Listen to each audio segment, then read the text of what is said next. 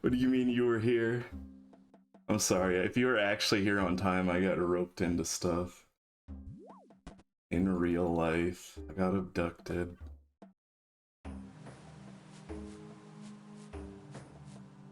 There's a surprise visit.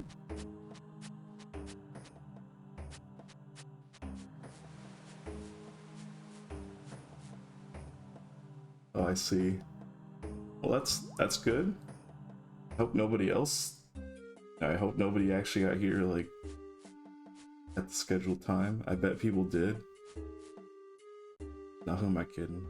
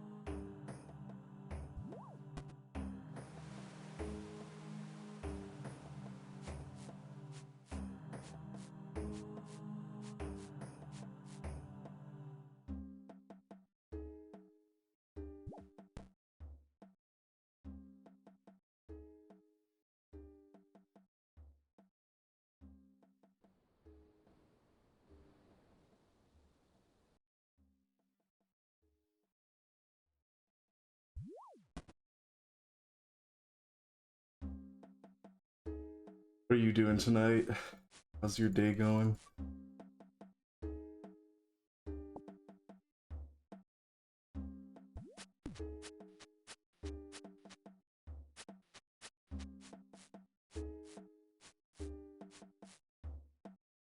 Oh, I forgot to actually turn on face tracking. That would be important.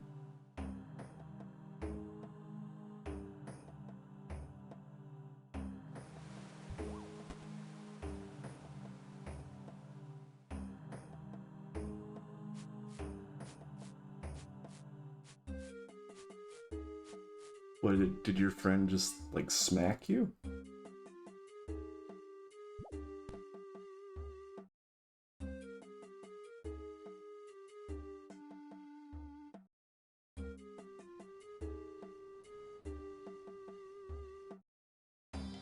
Oh, thanks for following, Vulcan Eclipse. How are you doing?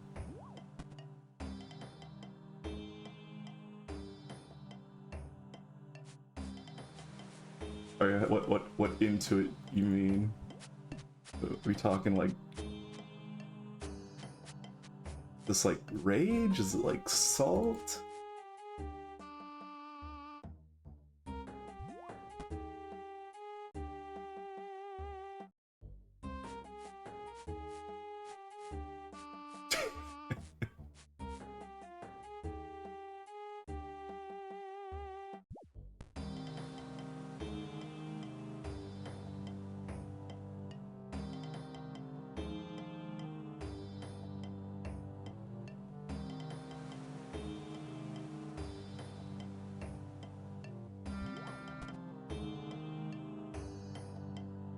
You missed me fighting wildy bosses in the early stream today.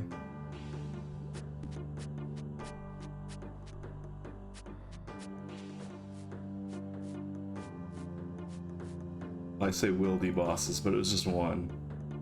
Skeleton guy, because he's really easy. I got PK'd a couple times, but I never lost anything valuable.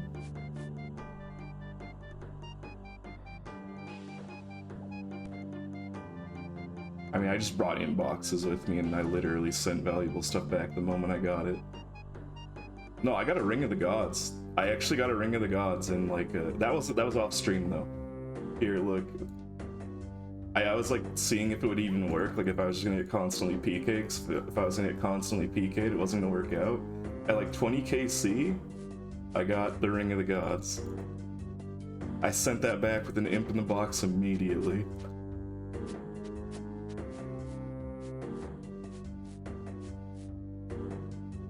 Pretty good, pretty good. I mean, even something like the 120 magic logs is really useful. Better birdhouses.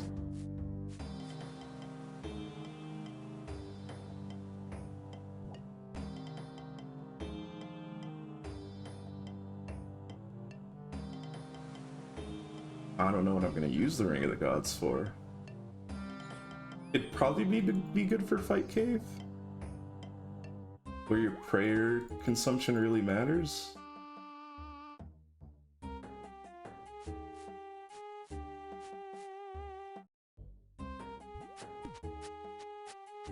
I don't know where else I'd use it, but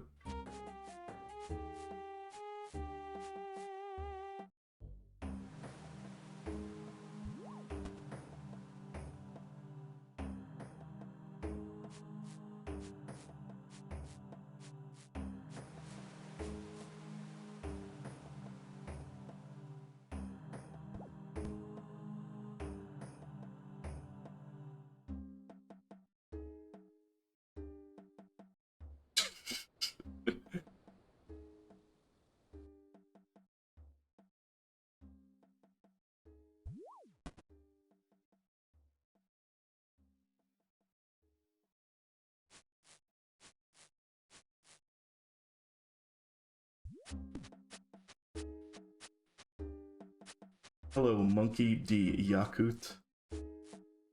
Yakut? Yakuti? How are you doing?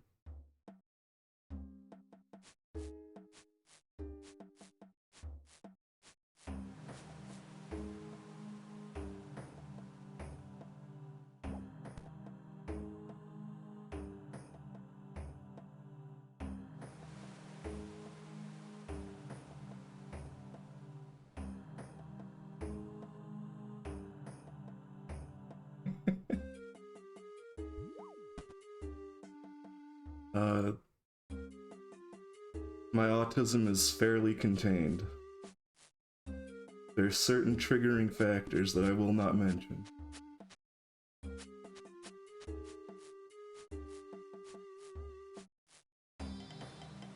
I'm doing okay.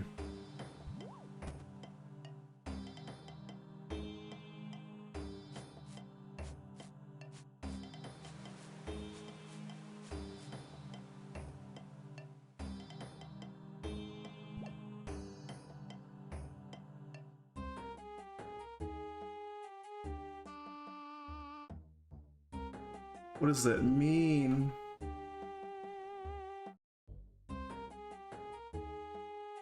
Besides, I'm always doing the stuff, you just can't see it. Can't see what I'm doing with my feet, what I'm doing with my free hand, and I guess you can see when I'm not controlling my swaying, but I'm keeping that in check lately because I'm not been awake for like 20 hours plus.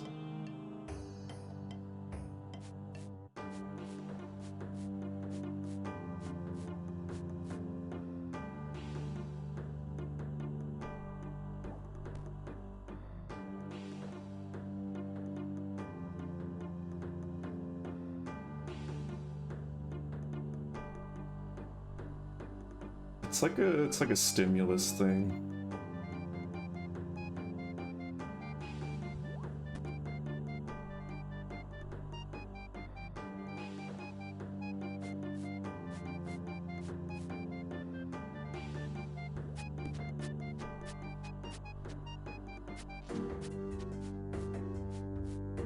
Not like that. Not like that. Like I have like a particular thing I do with my hands, I guess. I don't really know how to describe it.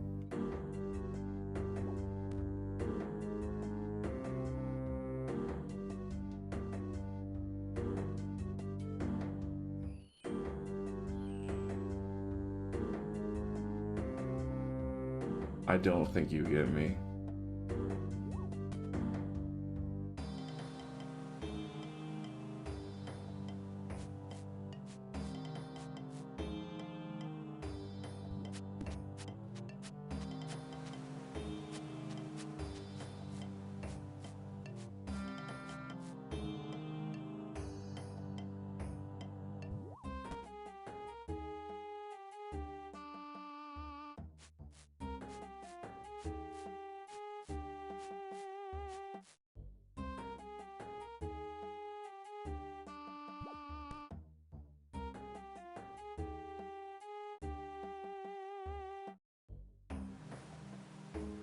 Yes, I know, I understand that joke.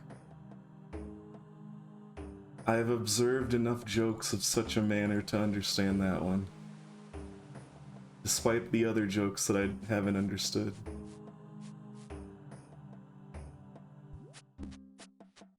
I still have no idea.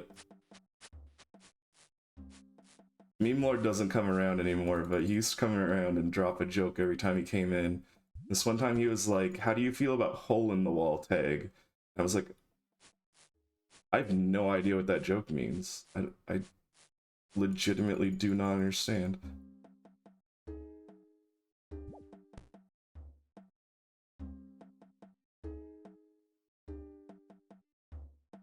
don't know if it's a me thing or if it's an obscure thing.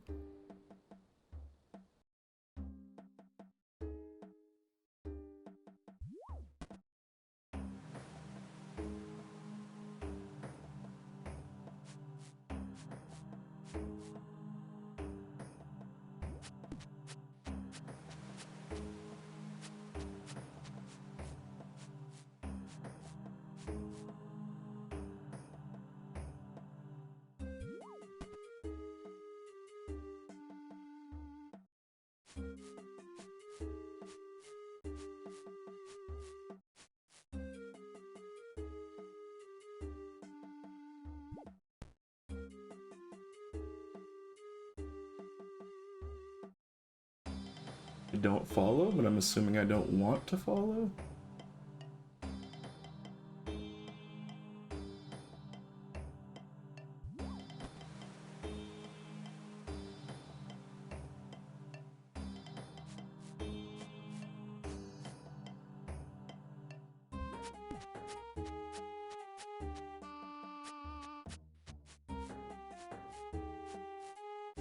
Don't get me demonetized!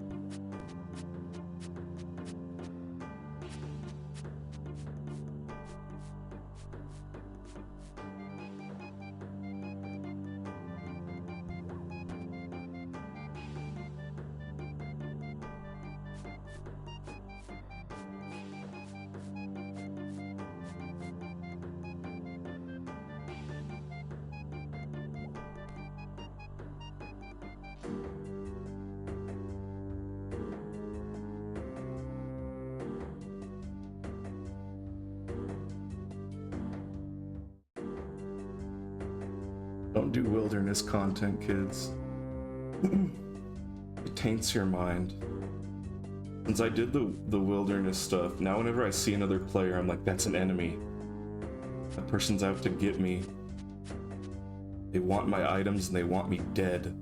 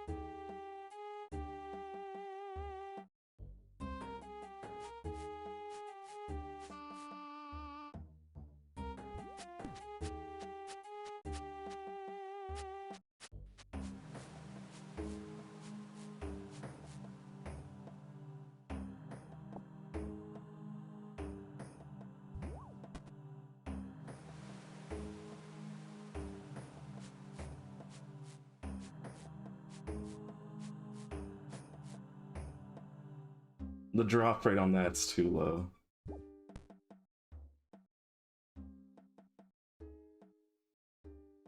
I feel like it's not like super useful if you're not PvPing. Like it's good, but I feel like there are more productive uses of my time.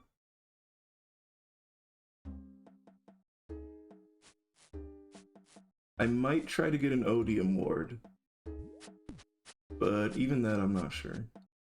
I don't know if that's worth it.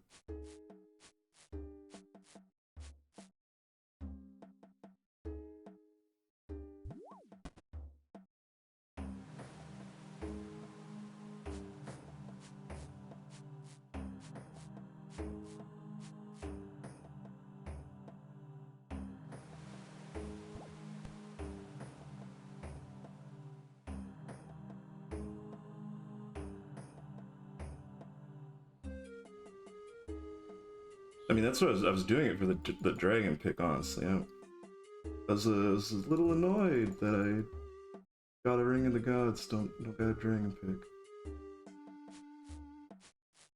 I wish I had a dragon pick.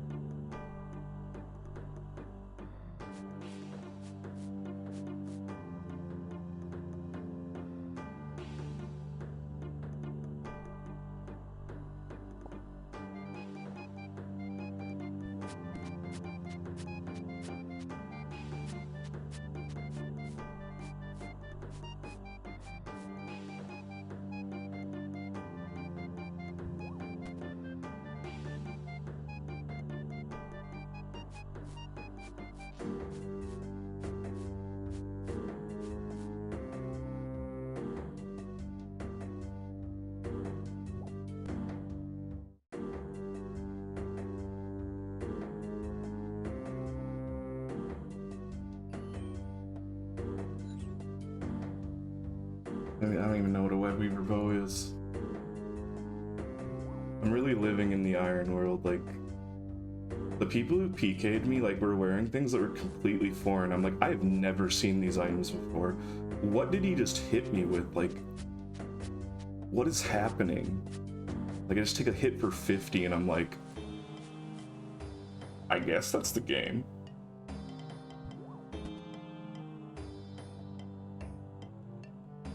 I was like, I hope you enjoy my proselyte set.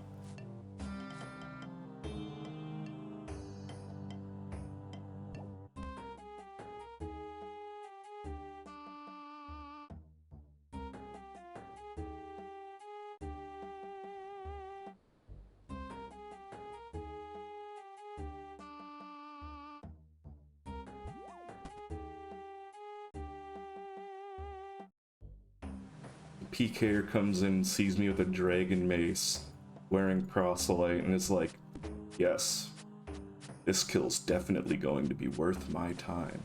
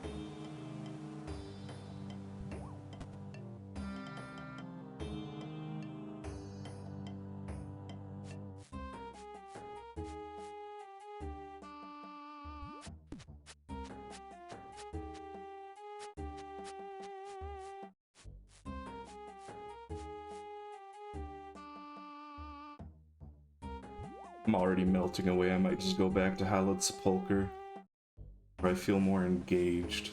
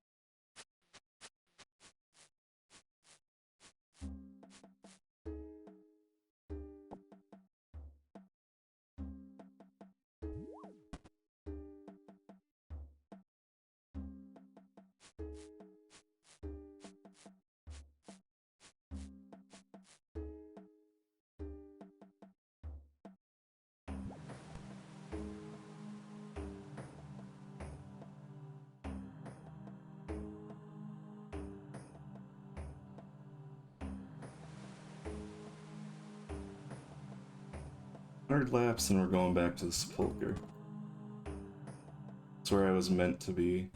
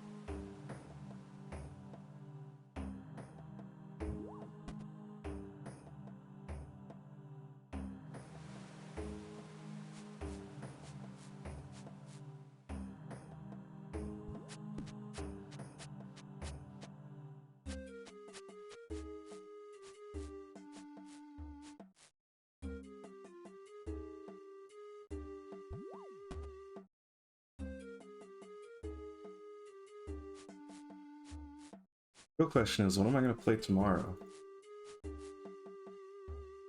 I have a few ideas. Alright, we're going back to the house. I got some jank RPG Maker games.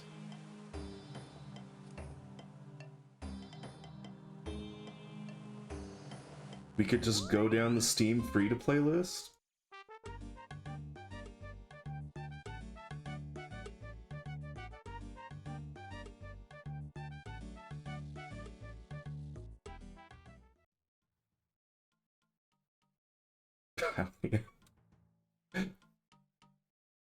No! I don't want to play a trend game.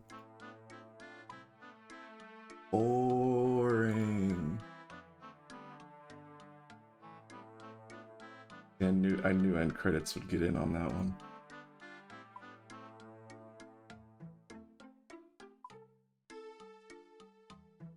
Need thought. Need pick. Links. Need my stack for morale.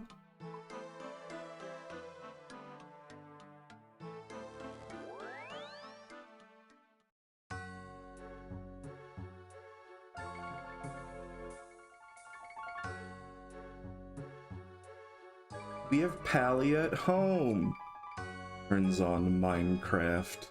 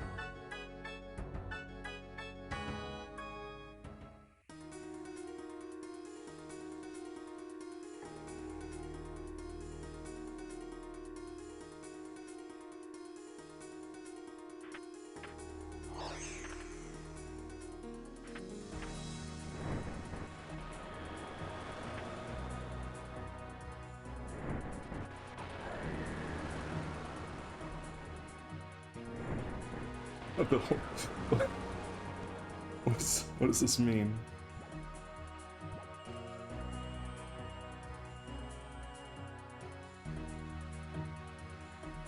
I'm gonna need the full rundown. Oh no, no! I'm already messing up. It's okay, that's why this is more engaging. There's a possibility of failure.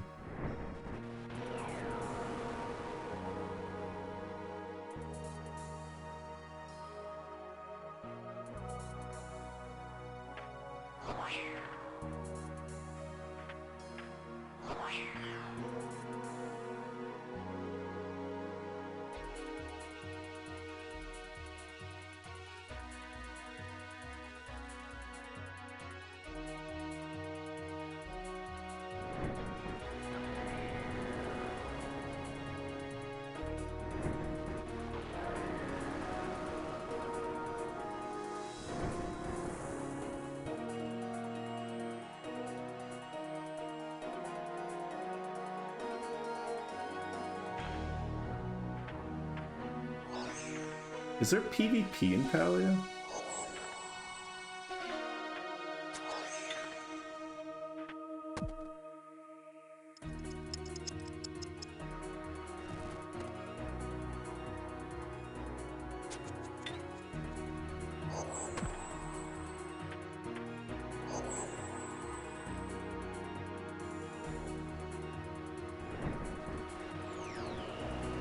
Is it like single player or is it like an MMO?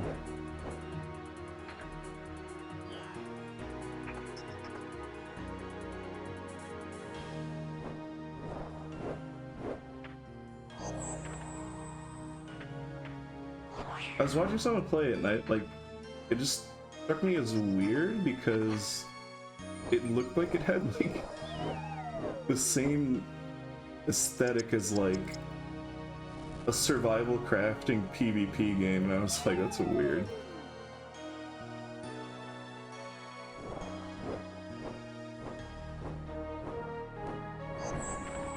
Whoa, whoa, whoa, you're starting a very contentious argument. What makes an RPG?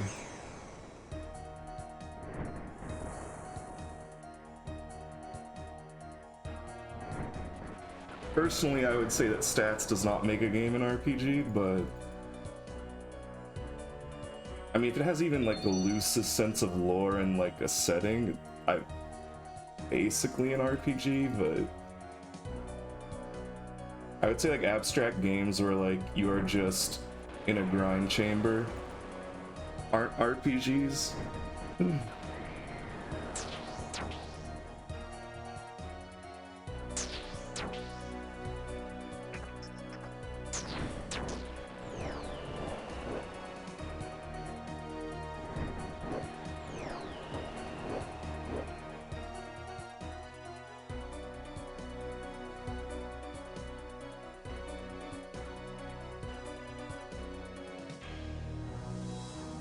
I mean, are there systems in place to encourage player interaction?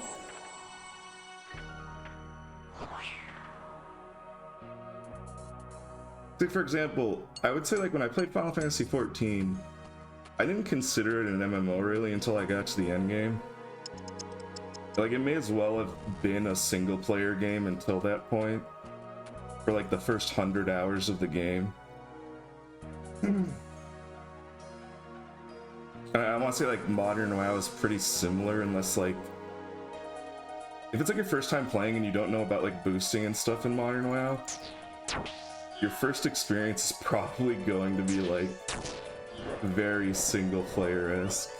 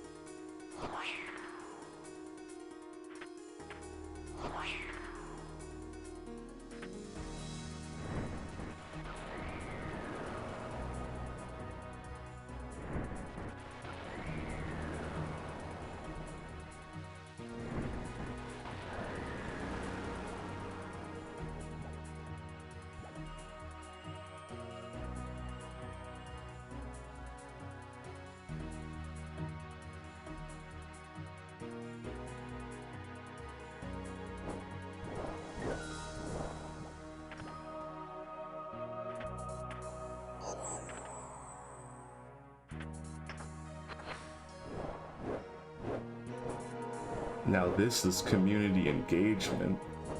I don't even have to do anything.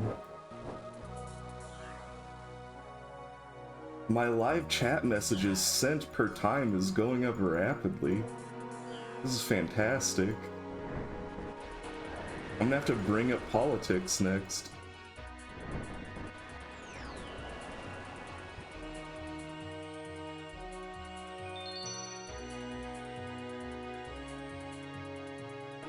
I mean, as long as you guys aren't getting upset at each other. I can't tell if you guys are getting heated yet or not.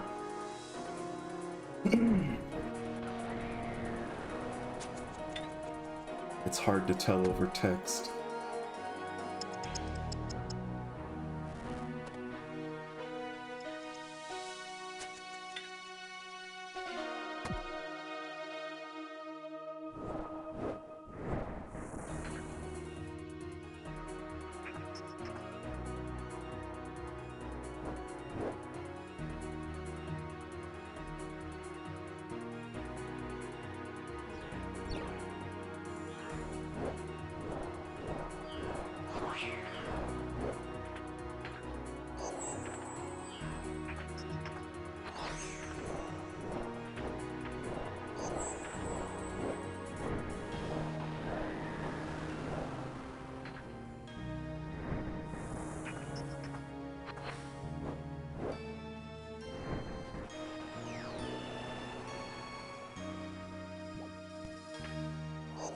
I think I felt a similar way about, like, I don't know if either of you played this game called Chimera Lands.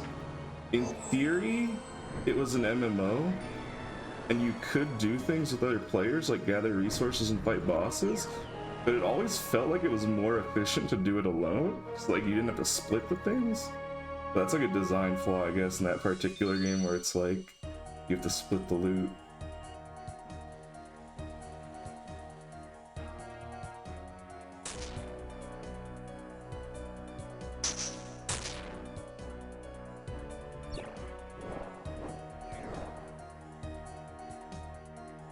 That one is a big point of, like, I will say, like, I consider certain aspects of RuneScape very single player. And I think MMO is, like, the only MMO part about RuneScape is the economy. Because, like, you can't really do a lot of the activities in a group sense. It's more like you're just doing them with other people around you, like you can talk about it. Like, there are some raids and some group bosses and stuff, but like, now I'm messing up. I think the problem I have with RuneScape's group content is it almost feels like an afterthought, rather than like the main design focus.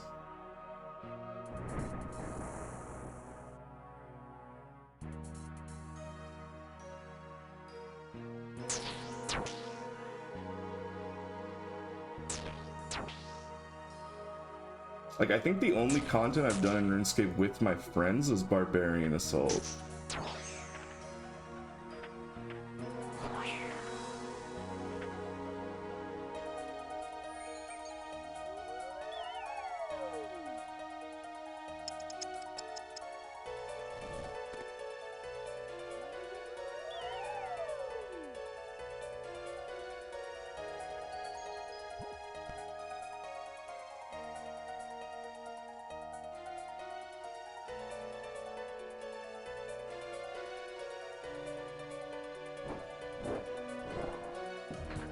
Oops.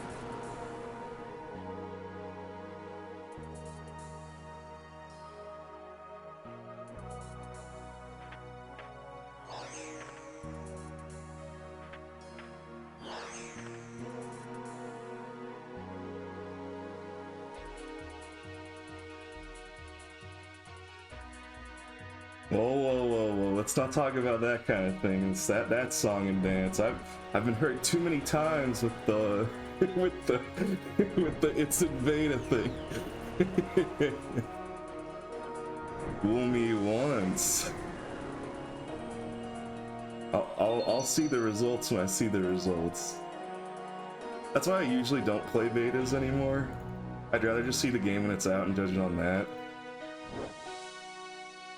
I've been burned quite a few times on games where I played the beta. I was like, oh my god, it's gonna be so good, and then the game comes out and it's like, man, you guys cut like half the features, or you plan to release them after the game's out or something like that.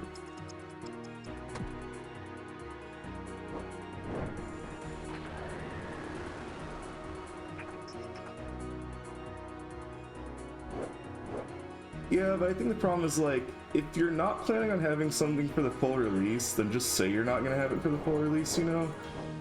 And I know that can be hard, but it's like, don't overpromise, you know?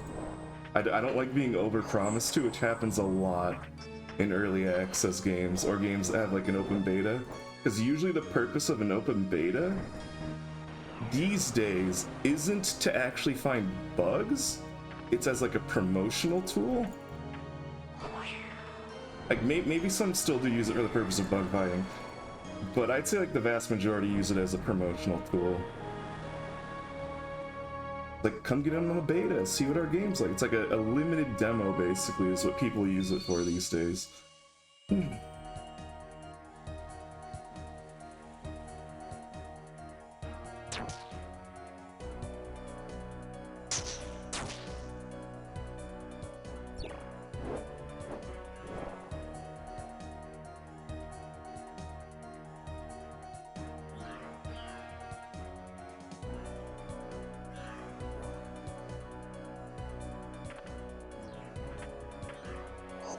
I think RuneScape and Poe are probably good examples on like when it works, but there are lots of examples on where it like doesn't work. Like, I could just go through my Steam library probably and just find like hundreds of games where it's like I bought a game in early access or after playing a beta and it just failed to deliver.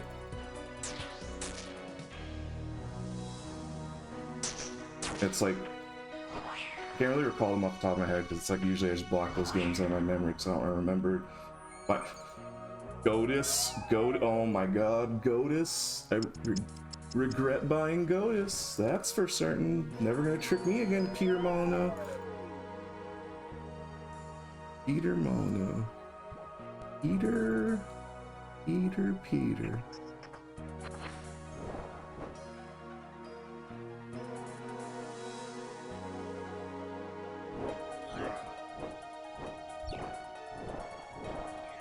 Oh, that counted.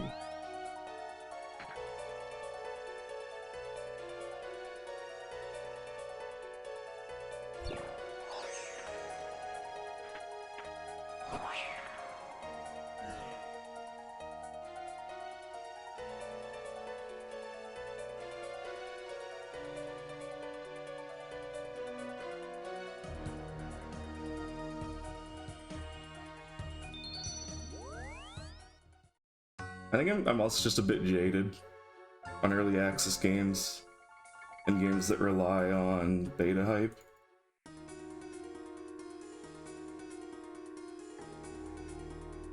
I'm much less cautious about games that just like have a release than I am about games that go early access. And granted, there have been like some good examples, but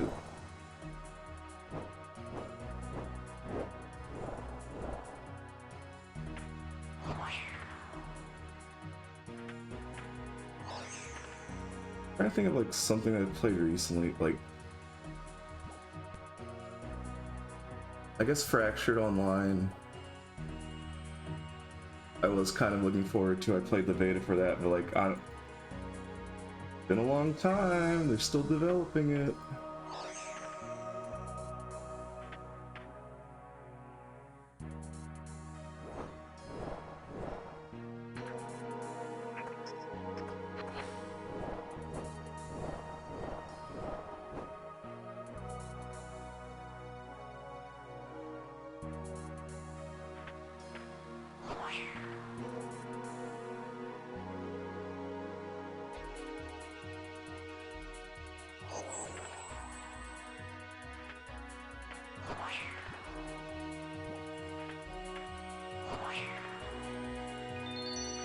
I'll probably play Paleo, like, if it fully comes out. Probably at least try it. I definitely just don't want to spoil the game. Like, if I play the beta and there are bugs, it might ruin the game for me, you know? Like, I might just go like, oh, this isn't great. I can just play other games, you know, that I know are good right now. If I just wait for release, then at least I'll be getting like, if it's like a full release, at least I'll be getting the experience that they think is worthy of a full release, and then I'll be able to properly judge what they've done.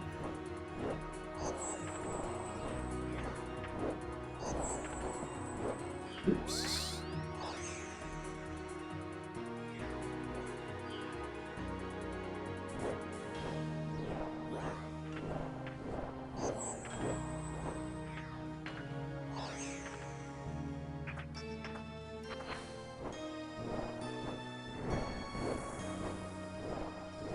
I mean, if it's not a PvP game, I don't really care if they wipe it or not. If there's no PvP, it doesn't really matter to me if they wipe it. I only really care about wipes if there's PvP in a game.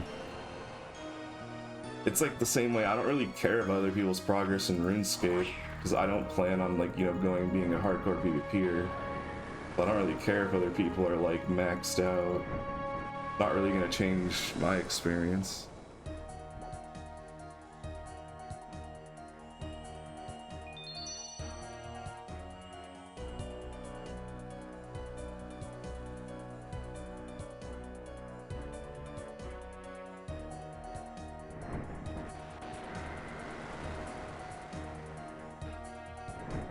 I do think it's an interesting decision though, because that means if there are any like big bugs they don't know about and they've decided already that they're not going to wipe, if that is true, that's kind of risky.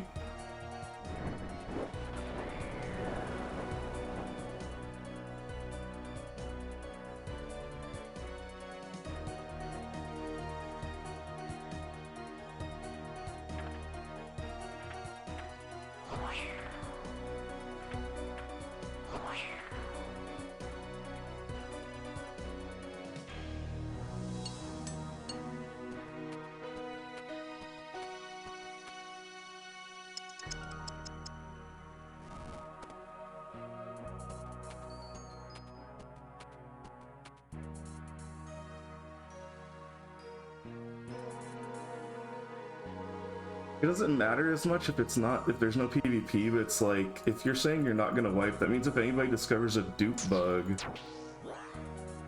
like, you're just not going to wipe their character? Or like, what if they don't tell you about a dupe bug?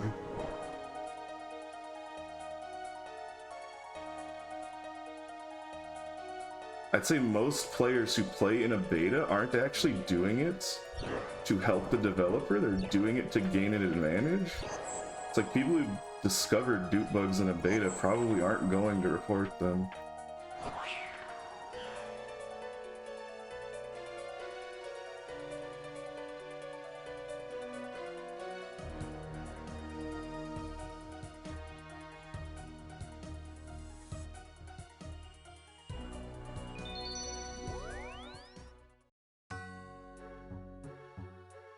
I mean, if it's like a PvE, or like, I don't even know if there's monsters in it, I didn't really watch that much gameplay.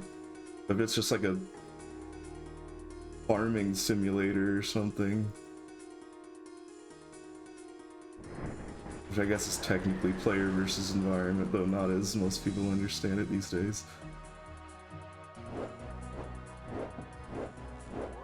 Well, no, yeah, that's what I mean though. It's like, so if they were to discover the duping glitch, it would be like, it's probably like months after the first time someone actually discovered it. So the only way to be sure you're removing, like, you know, all of the dupe stuff would be to do a full server wipe on the beta, assuming you even catch it in the beta, which you may not even catch something like that, but...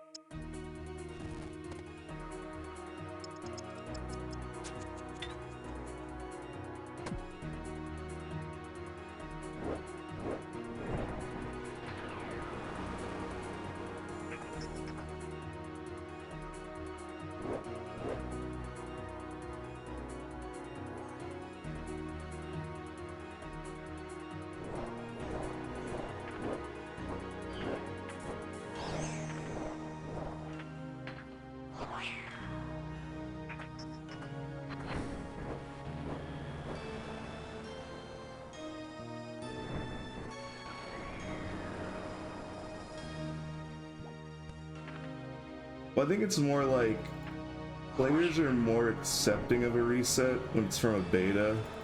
Players are less happy if you ever have to do any kind of reset or rollback when it's like when the game is actually live. Like, I mean, yeah, they can do it. I'm not necessarily saying they can't do it, but people probably wouldn't be happy about it. Like, especially if it's like one where they like discover it has like months of exploit or something like that, not just like days. I don't even know, like, maybe they just wouldn't do it if they found out it was like being exploited since the beta. I don't know what you would even do about it at that point.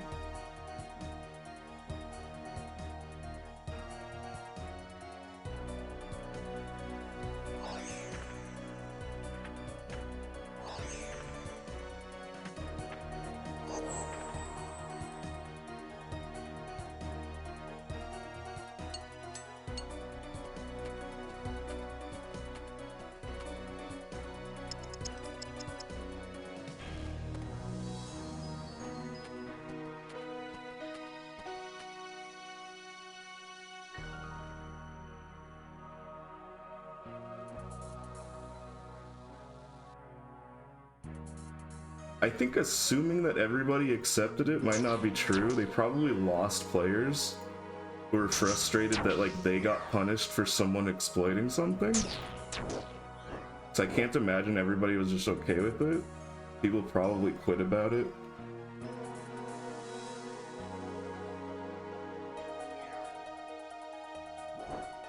Like if I was a normal player and I got like a good item or something, like a rare drop, and then it got rolled back, I'd be pretty mad.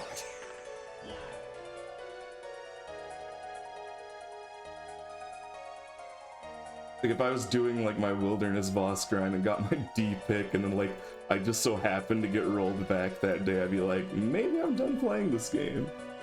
I'll just go play any of the other games I play, because it's not like I'm just playing this game. I mean, right now I am, but it's not like I have to. I think like if Jagex ever did something to me that felt like they were punishing me, or like someone else is doing, I probably would quit the game. Like if there was any kind of rollback that like significantly set back progress that I happened to get, I would probably just quit the game. Just on principle.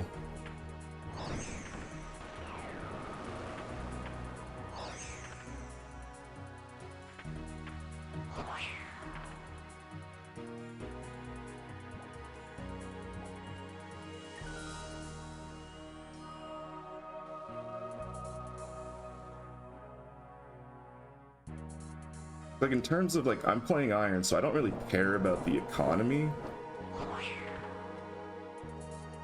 It's like if something I got reset, I would just be upset because it's like I'm not even participating in the economy.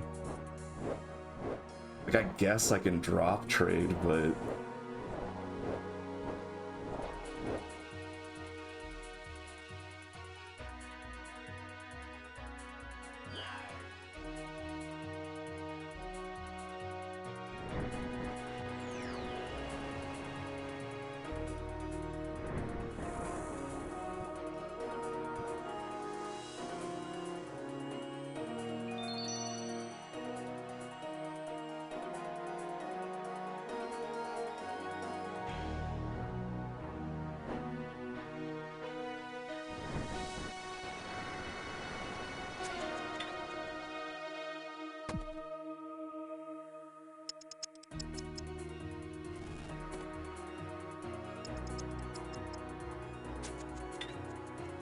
can't imagine they will though, if like the games are making them good money. It's like weird because it's like if your games are succeeding and making you lots of money, you're kind of not incentivized to make a brand new game because that's a big risk. Like you could dump a bunch of money into a big new game and it could just like not succeed when you already had like a successful franchise. which kind of sucks, but I mean,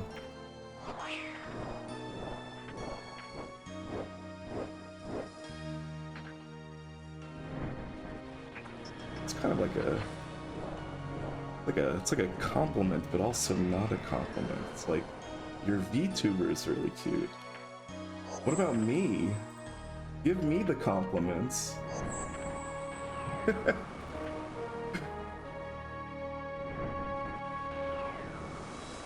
Like, oh, you're really smart and I like your opinions and everything you say is right. No, I'm just kidding. I don't want to hear that. I hate hearing stuff like that.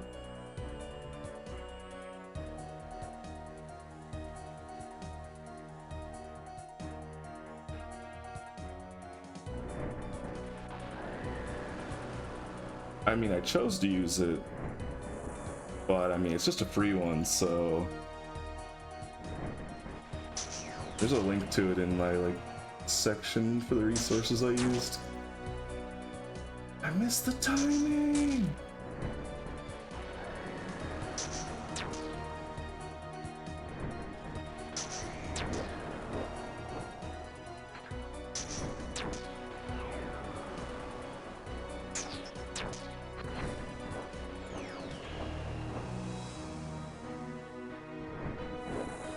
If I ever get the money, I will like have it replaced with one that I commissioned, but that's quite a ways off, because that is pretty expensive.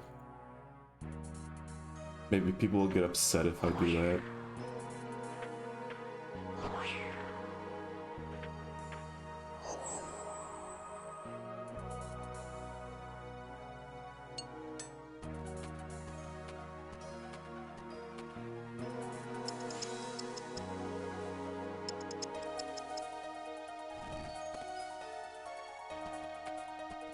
I mean, obviously it's going to be ghost themed, and I want to keep the shark teeth, but beyond that, not really. I'll probably just talk to some friends or something, I don't know.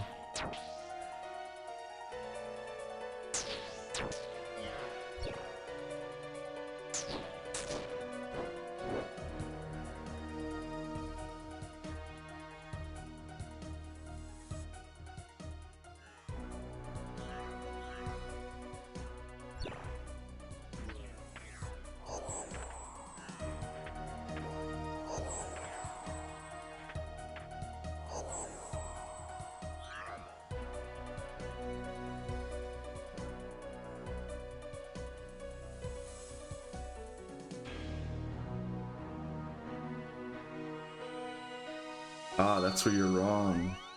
It's a related rates problem. I have to find the intersection of fan happiness and my own happiness.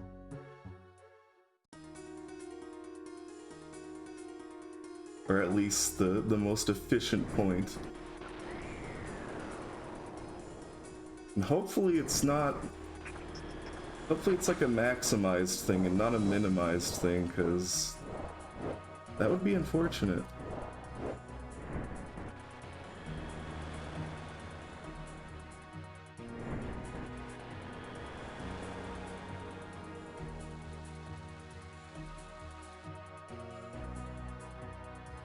I mean, it's assuming I have fans when I do get it.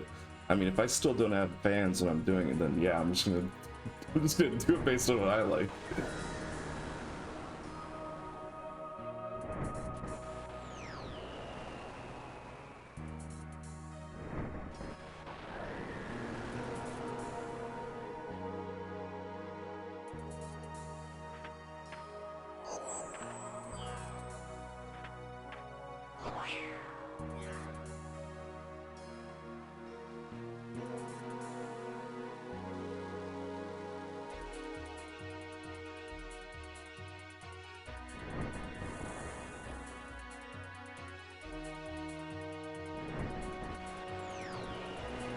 One thing I don't like about Hallowed Sepulchre is that it's a good example of why sometimes I think RuneScape isn't an MMO. If someone enters Hallowed Sepulchre ahead of you, it throws off the cycle, and it makes you take longer so you're incentivized to like be playing on a world that has no one else on it, to like know the timings perfectly. Like right there, like I couldn't tell if the timing was off by like a couple ticks or something, so I was afraid to run through. It's like there's no real way of knowing if like someone was ahead of me on this floor, unless like I happen to notice like one of the specific timings.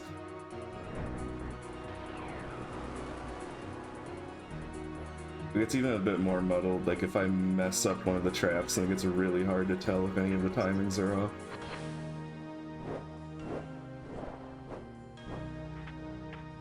Like this one I'm pretty sure all the timings are on, because I'm going to be able to run up here and then go straight through the thing.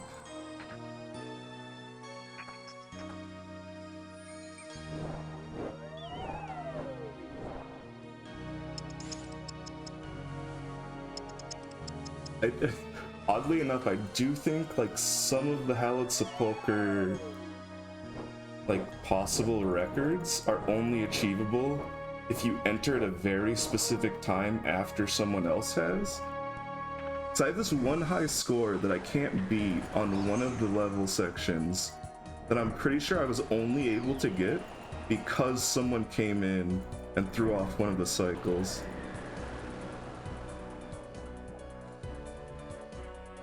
But I don't think I've ever had like anything happen like that on any of the other floors. I think it's just the first floor where I got a 26-second time and I've never been able to beat that.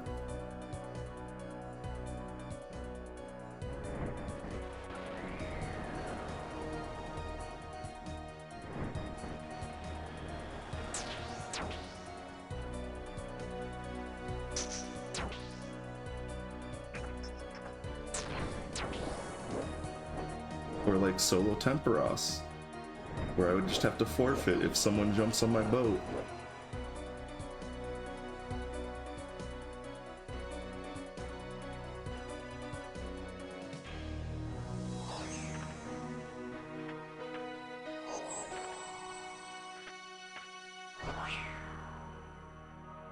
Yeah, I mean, I need like an alt account though, and I'm too lazy to do that.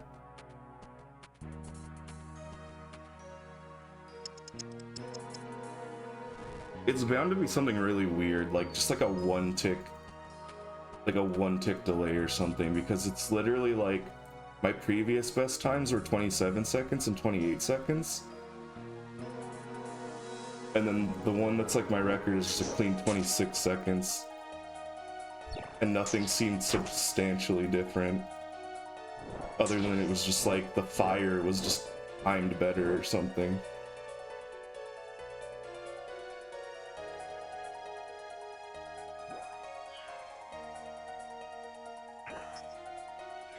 It's also really annoying to replicate though, because you get put in one of the random courses. So it'd be like what, like a 1 out of 4 chance to even get the opportunity to try it on entry.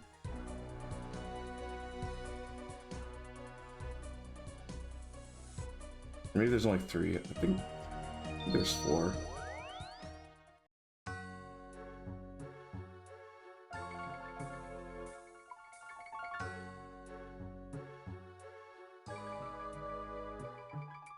I do want to go back and see what the fastest possible Tempoross is. I think you need to do it like with 12 people who all know exactly what they're doing. I think it's how you would get the fastest possible time. Either 8 or 12.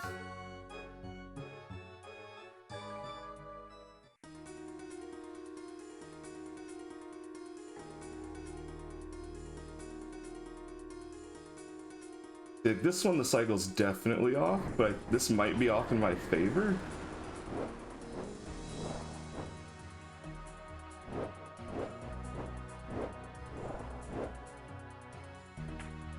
But even though this is the first floor, it doesn't matter because this is one of the slow sides on the first floor, so you can't actually get the record on this side. Like that was pretty perfect.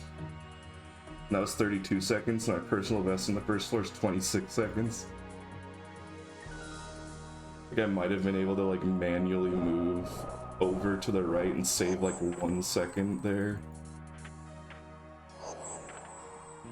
instead of just letting it auto path.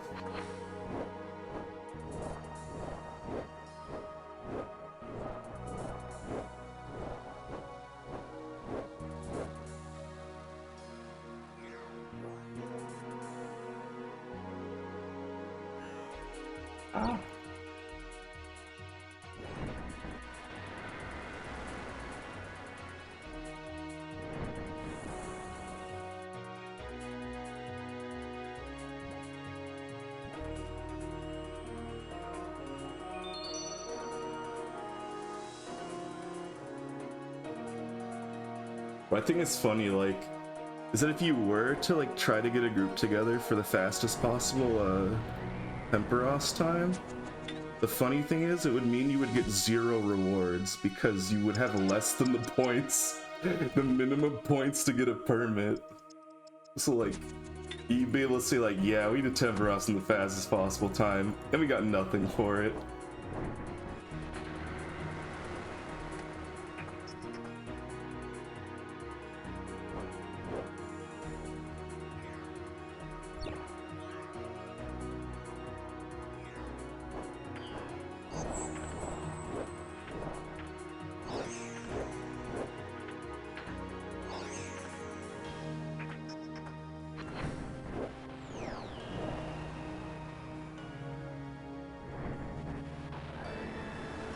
And that would be a really weird way to min-max Sepulcher. You have an alt that you are playing that runs ahead of you.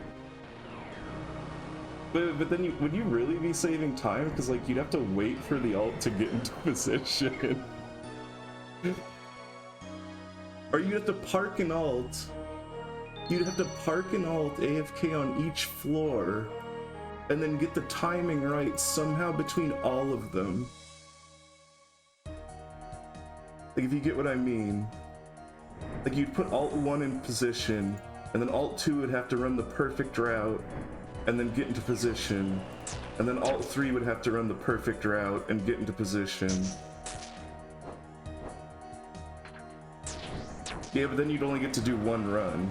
Like, if you're trying to do it for, like, repeated runs, if you're trying to farm it, like, farm with perfect maximum efficiency.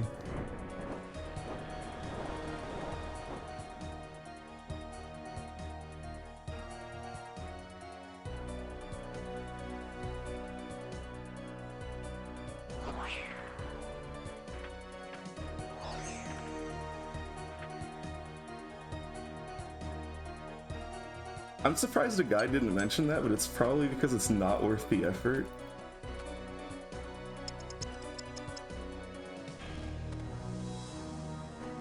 Because you probably would considerably increase your EXP per hour if you could set up a perfect cycle and have alts just waiting at the end. I don't think it kicks you out when you run out of time. I think it just closes the door so you can't go to the next floor. Oop.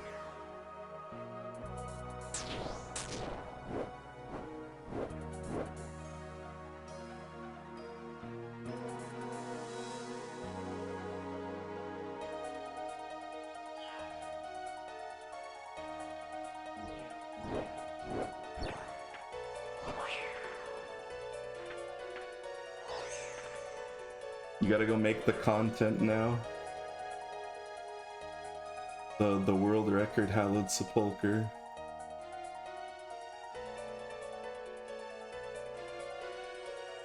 That means you need to have 2 accounts that have 92 agility though. Like your account and then at least a friend who is willing to do it. Would you really subject a friend to getting 92 Would you really subject a friend to getting 92 agility? Oops.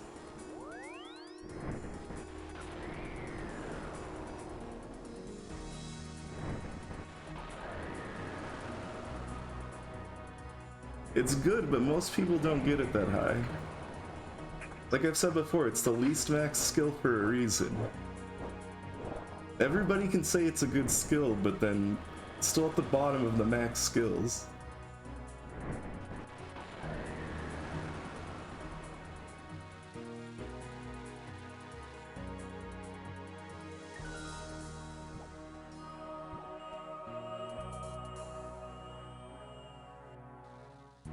Everybody just gets whatever they need for whatever target shortcut they really want to do, and then they never touch it again.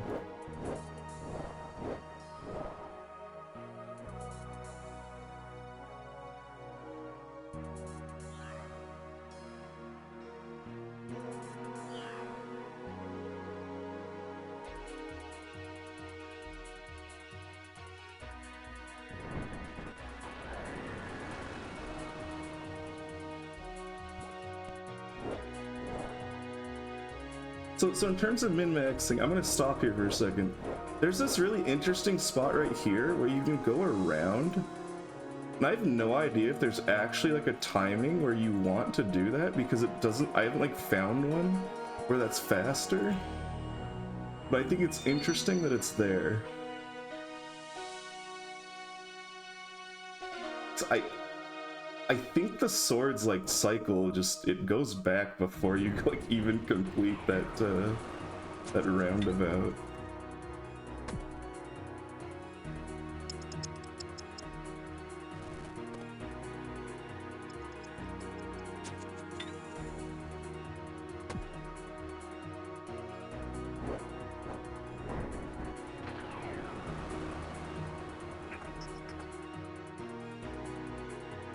I mean, it can also just be that those things are there for players who like are getting used to it, to give them like, I guess, a different way to go. Could be that there's no actually efficient way to use it to go fast. I'm stepping in all the things.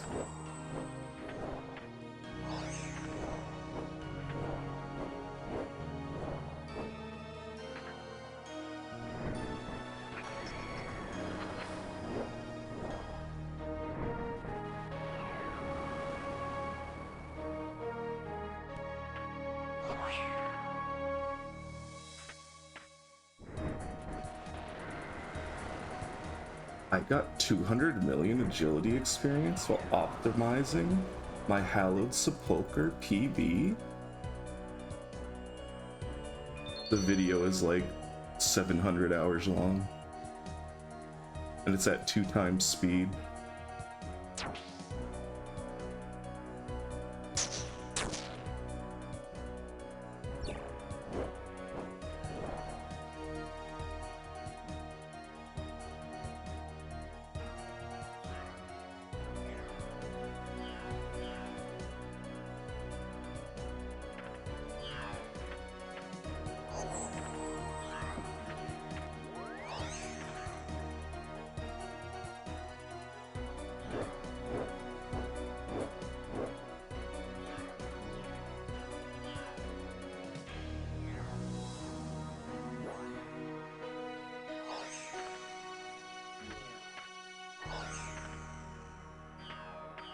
This is where Link picks up the rupee and then stands next to the wall for 24 hours in order to phase through it.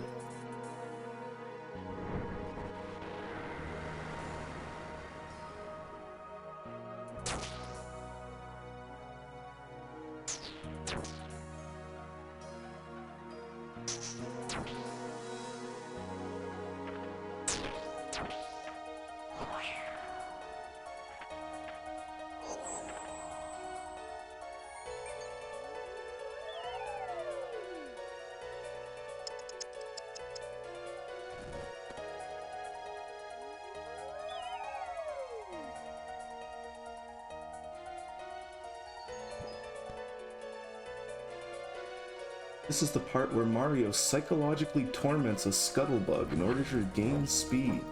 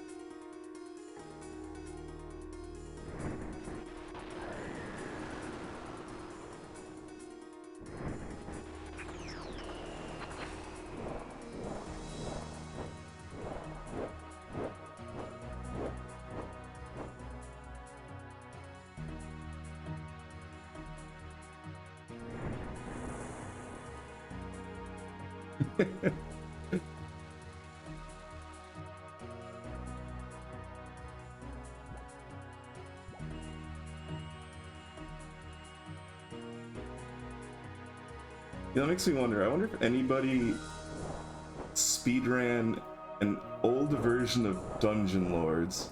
It's this super janky RPG, and I remember it had this bug where if you jumped and you opened the inventory like at the same time in the starting zone, you would just launch off into space and you could just go straight to the final area. That game was a gem, but also not a gem.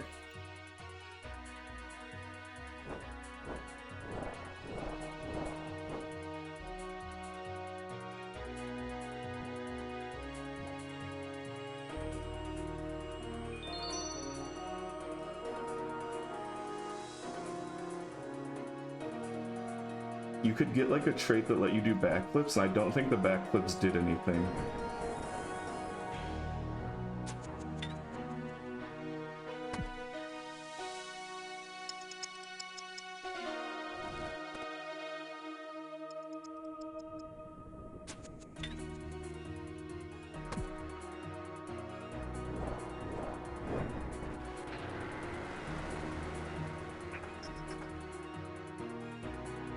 Didn't you just get like oxygen capacity or something? Did it actually increase your swim speed? In the first game? Like, I remember it being really useless.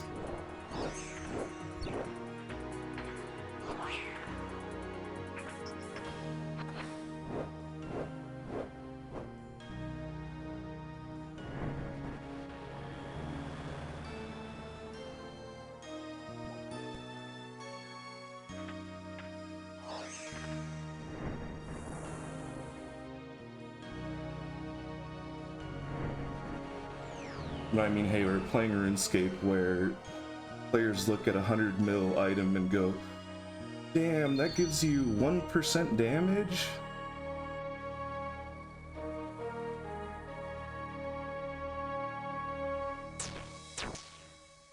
The roguelites have poisoned my brain.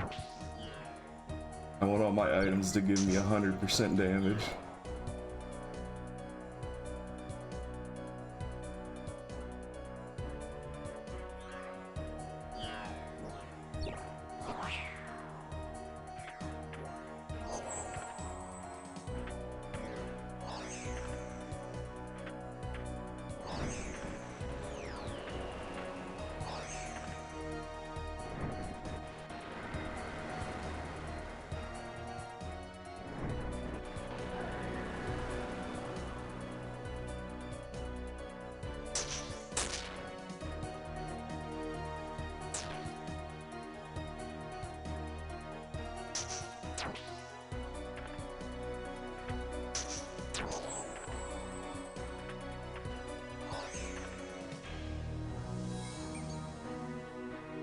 Ah yes, I have to make sure it's a more multiplier and not an increased additive.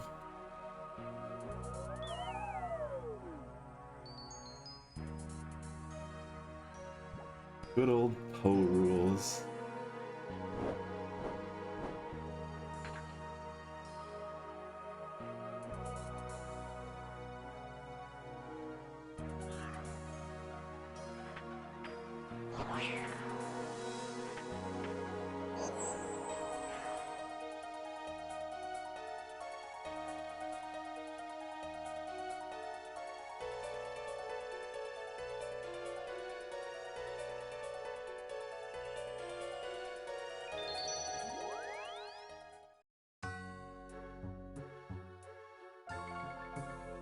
Whoa, whoa, whoa, whoa, whoa. Let's not be hasty here.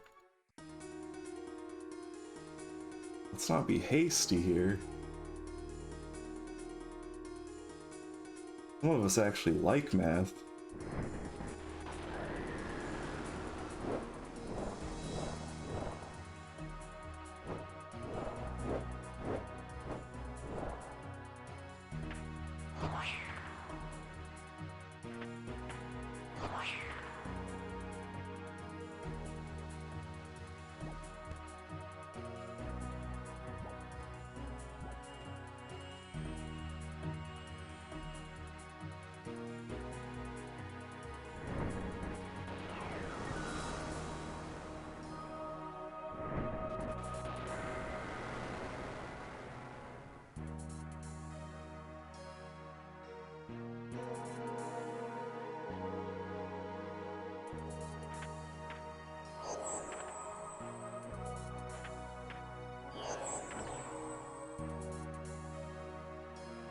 I actually find RuneScape itemization pretty interesting because it's like, it's not always apparent what the best item is.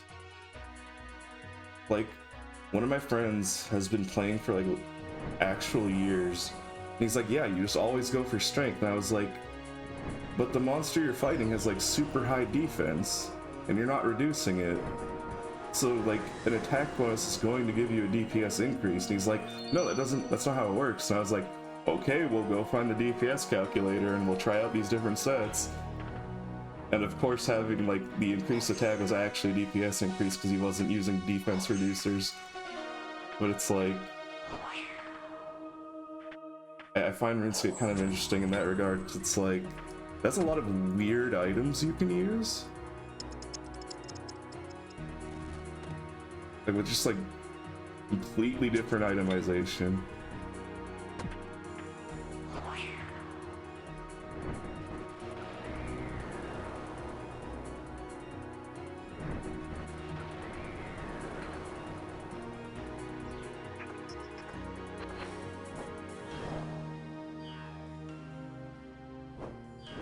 But I don't like it. I don't like it when games don't let you like see, or at least don't have a tool. Like Diablo 4, oh my god. Diablo 4 was so bad just because it was like impossible to tell what was actually doing what.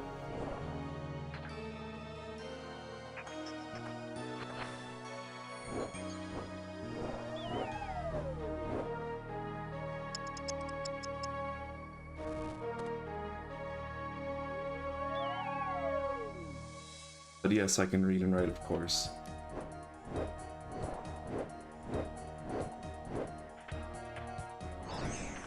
I've never actually used Monster Examine because all of the information's on the wiki. Wiki's killed gaming. I still need to go do that diary entry.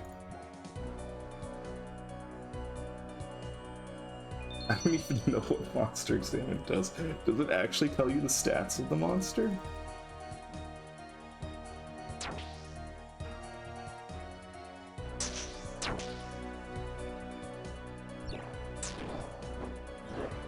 I mean, that's pretty useful. I mean, that must be how it got in the wiki. Hopefully.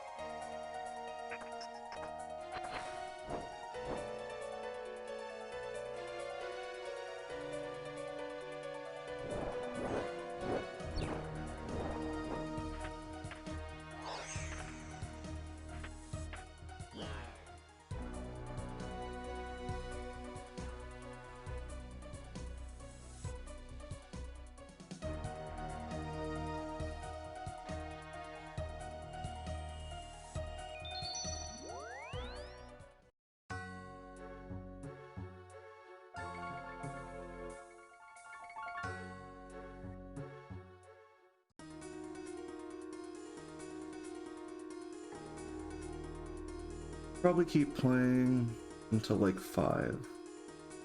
Like 40 more minutes.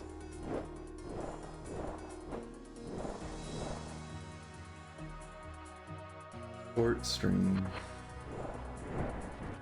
I got abducted.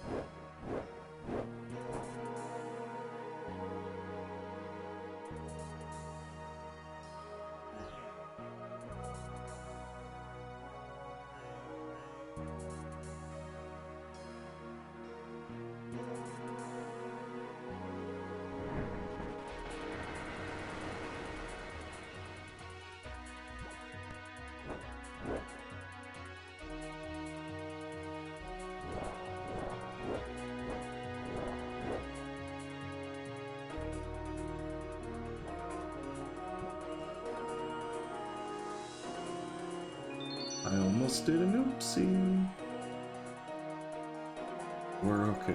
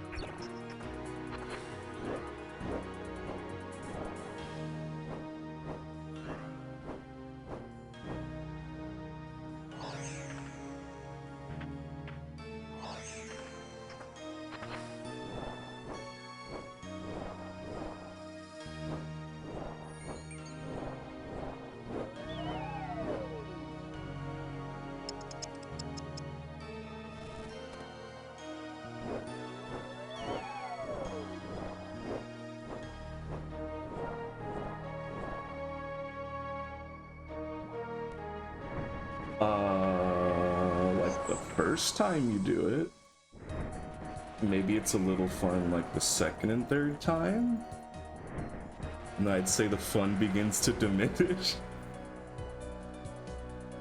very quickly.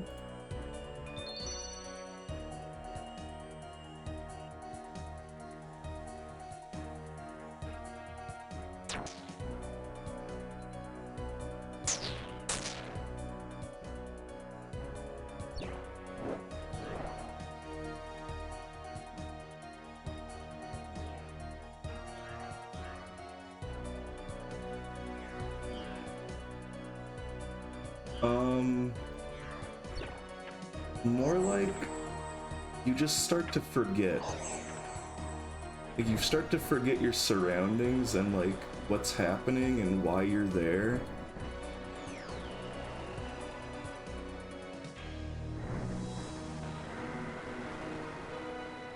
Mostly because I didn't have the willpower to do it the most efficient way. You could probably do it in like 100 hours. Took me like probably between 150 and 200.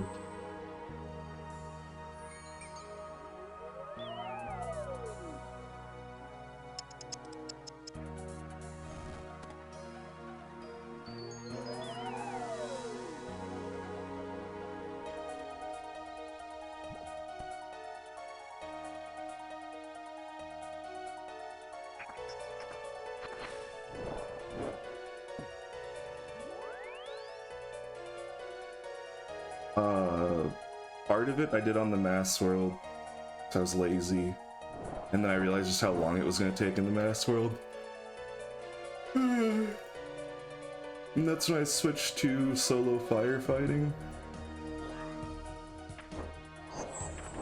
To put it in perspective, on the Mass World you get like 50 permits an hour, like between 50 and 55. And when you're doing solo firefighting, depending on how hard you're trying, you can get anywhere from 80 to 100 in an hour. 100 you have to be really trying hard though. Like you have to be watching the fires and only putting out the oldest fires so that the new fires can spread into the spots of the older fires, which I only did for part of it because like that's keeping track of like hundreds of fires or like over the course of a game is like mentally exhausting.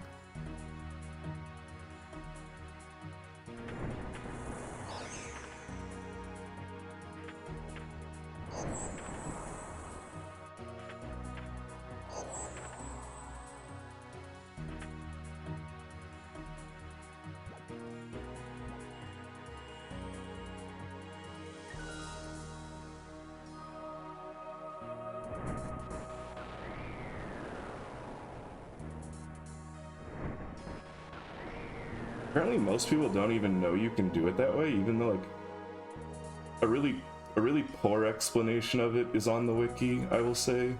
It doesn't explain a lot of like the finer mechanics of it.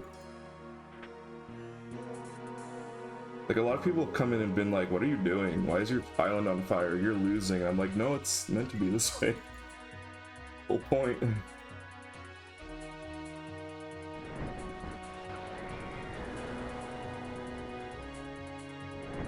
I think one person came in and was like, bro, how'd you do this? This would take you at least 600 hours. And I was like, it took me like 150. Which is still a lot.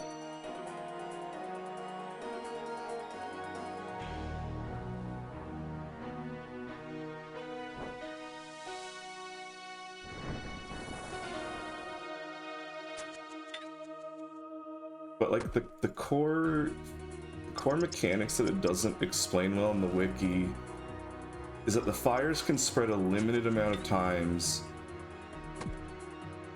and you can put out the old fires to get the new fires to constantly go back into their spots.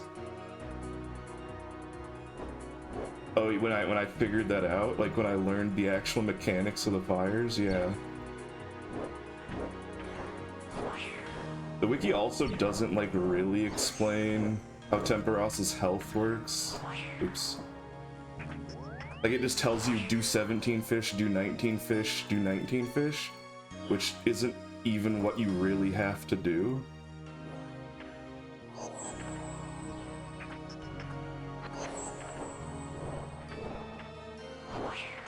Oh yeah, yeah. Was it 400? Yeah, it was something big, and I think that might actually be what it takes if you only do the mass world and you cook. Like that might be around the ballpark.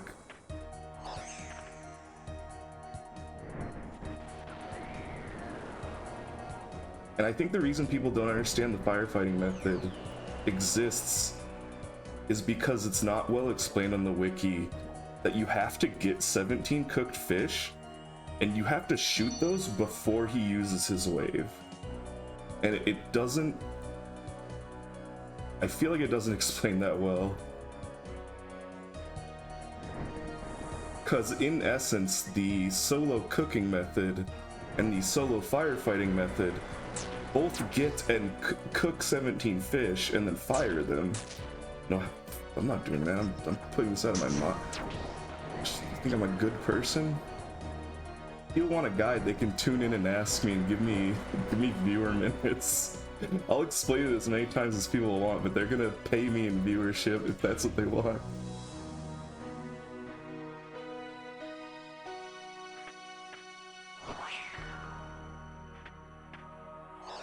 And then if someone else wants to make a guide, they can go for it. I'm not gonna claim intellectual property on it. I'll be like, good on you. You made a guide. You've improved the community.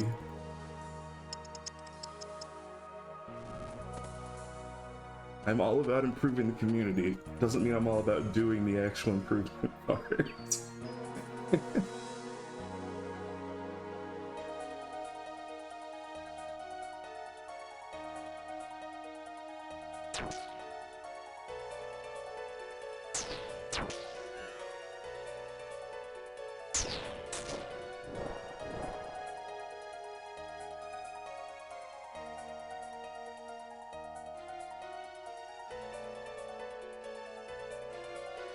It's a lot of work. It's a lot of work for the community where the game is making you already do a lot of work. Okay?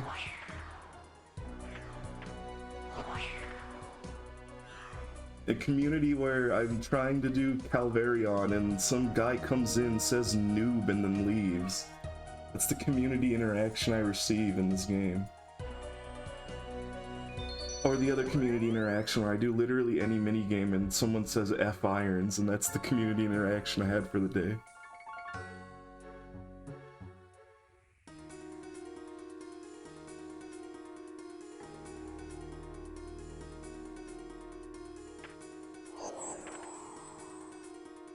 Oh, and he wasn't wrong, by the way. I was definitely a noob. It was like the second Calvarion kill I had. I mean, I'm not disputing that fact. I mean, he just didn't have to come in and say it directly to my face, like, you know, like I go in there, the thing starts launching lightning bolts everywhere.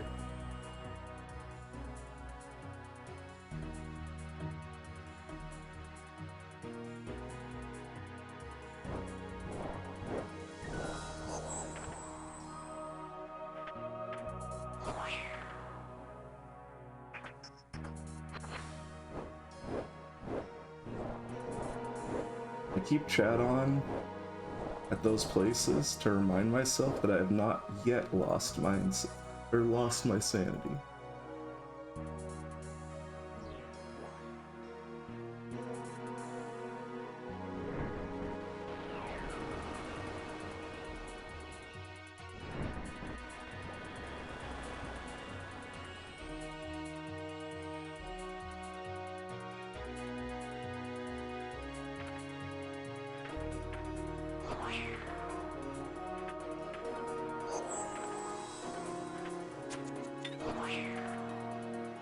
My favorite part about that is, like, I feel like 95% of the people don't actually understand how the mechanics of the game actually works. Like, I've tried to do solo and I've done like duos and trios and stuff, so like I know how it works, but I feel like most of them have no idea what's going on. Like, they just get their runes and they're like, why'd we lose? I don't get it. I'll be honest, in the Mass Worlds, I do not contribute to success. I just get my runes and go. So I don't want to be a barrier slave, because you get nothing for it. You get the doo-doo. That's what you get.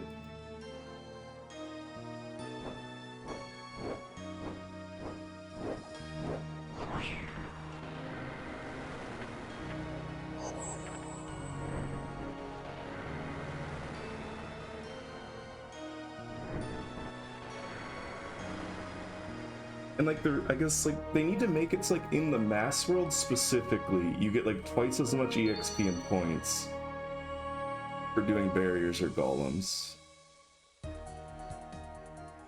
Are you 99 rune crafting?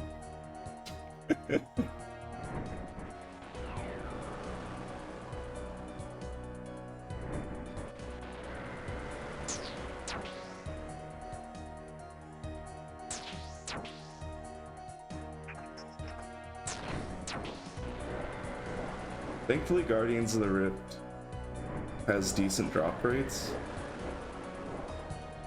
compared to like the amount of points you can get in a game.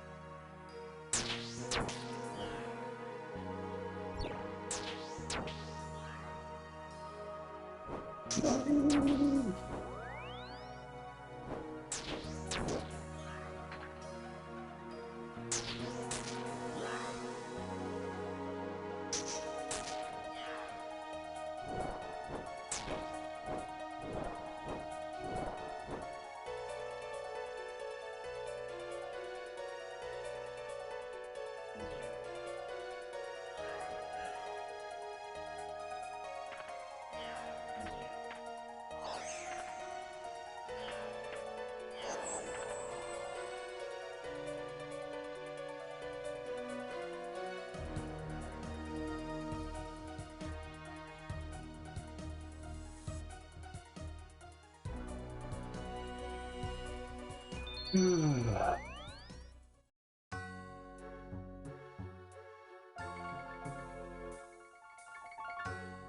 you done Calphite Queen? How hard is Calphite Queen?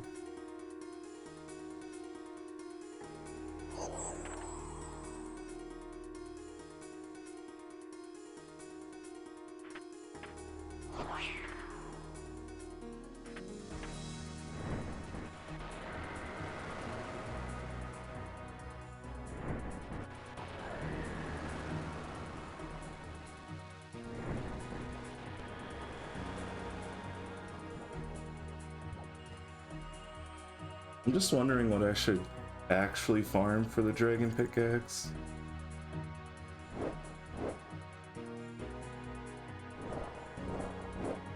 Because Calvarion's pretty easy. I didn't seem to have that much problem with PKers, but doesn't really drop much useful.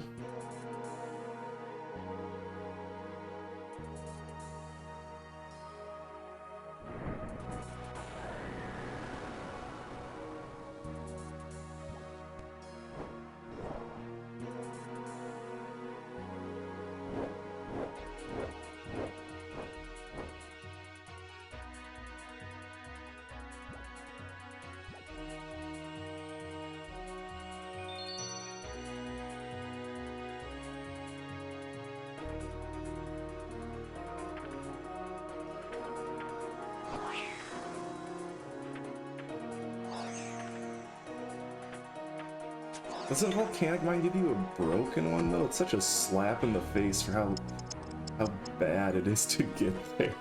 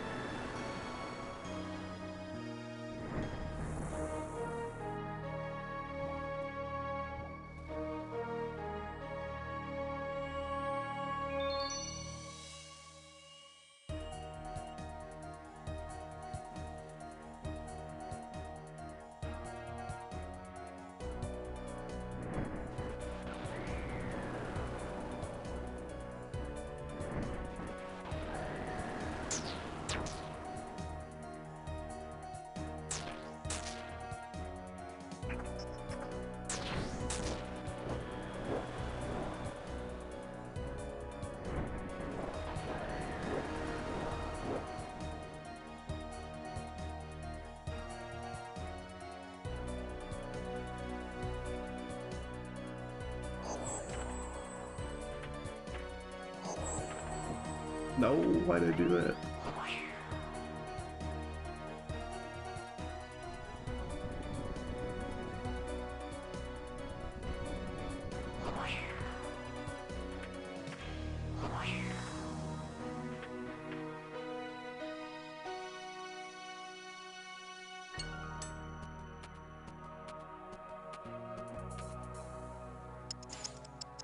Yeah, after doing the skeleton boss, I realized I had an irrational fear of the wilderness, and I definitely should have done Revenant Caves at a really low level or something.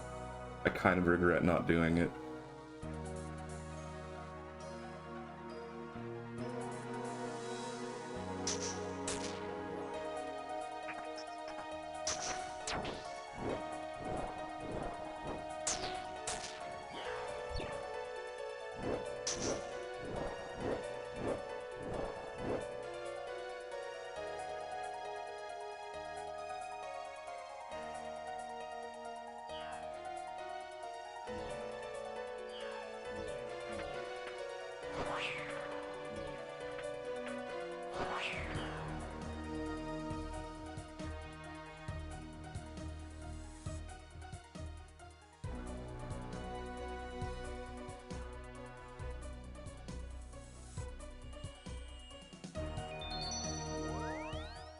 honestly, like, I mean, you're gonna try out volcanic mine anyways, but maybe you'll have different tastes than me, but I typically like anything mining related in any video game, and volcanic mine just feels like a ball of constant stress.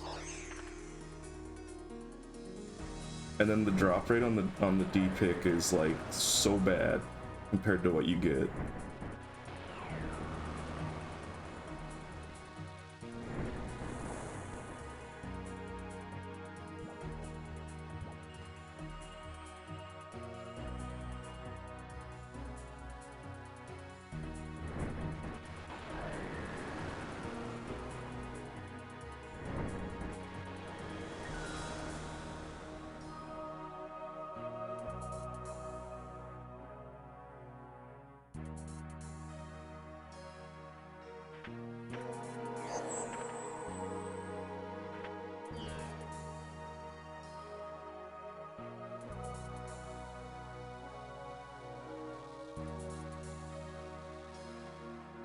I did solo volcanic mine quite a few times, so I wanted to get the stuff to let me clean a bunch of my fossils for like big prairie XP. That's where I got most of my prairie XP, and it was pretty stressful.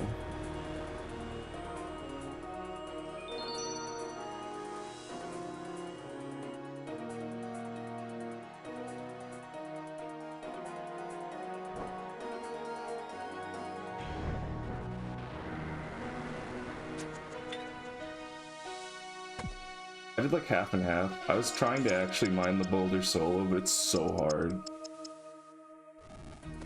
I kind of get why the wiki doesn't suggest it, because like, it's like 10,000% effort for like 150% reward.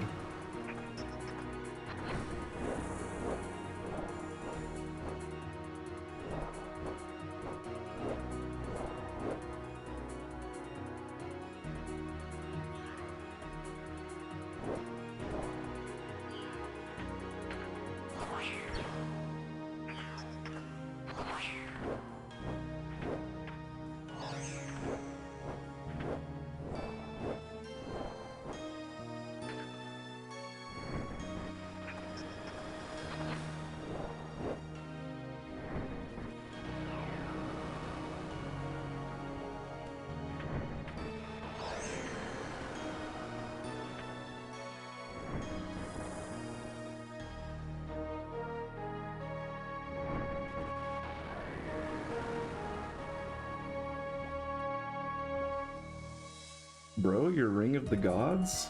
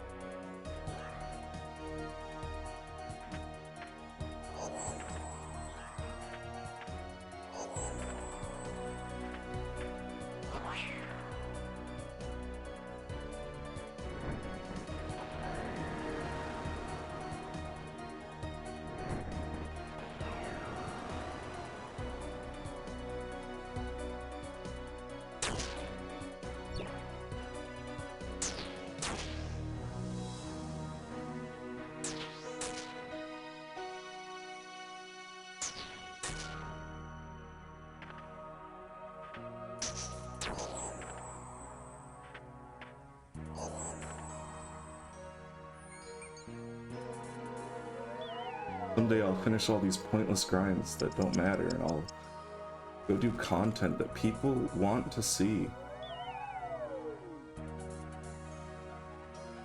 And that content is me watching YouTube videos and reacting to them. I'm not gonna make that.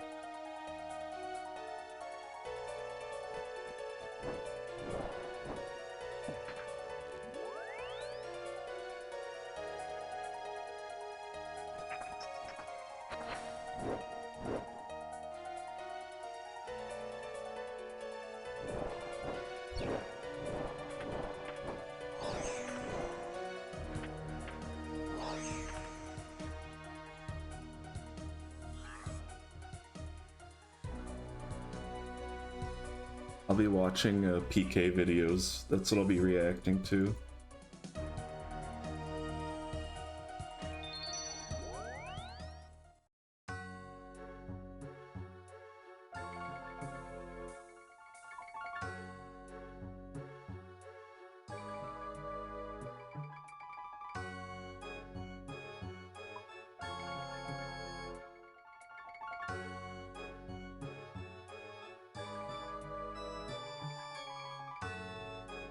You know, sit is like one of the things that is like making me start to feel old, because like I don't get why sit is like an insult.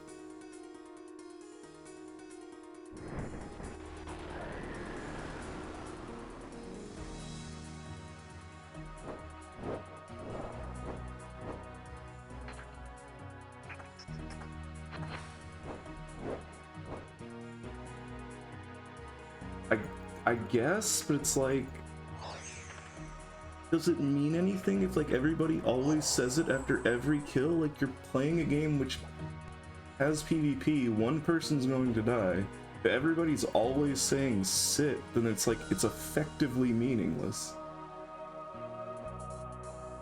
Like, it doesn't denote like that someone did poorly or anything like that. It's just like, if a kill ever happens, someone is like, sit.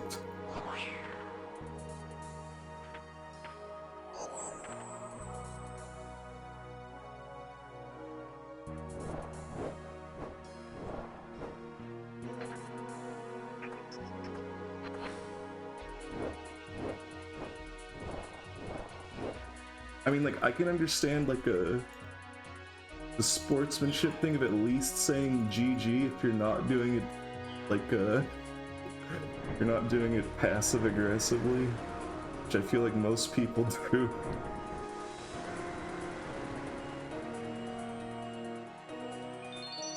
New rule of the internet, just say nothing. Never say anything.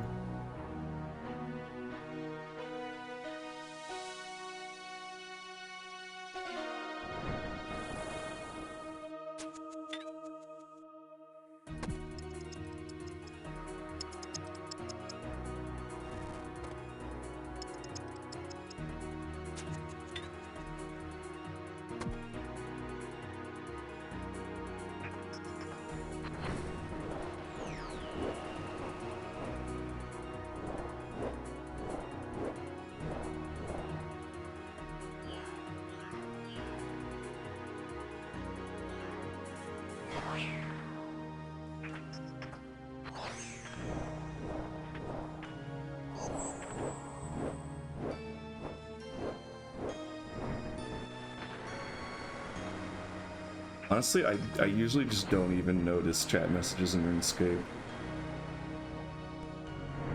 I feel bad if someone like actually says something to me.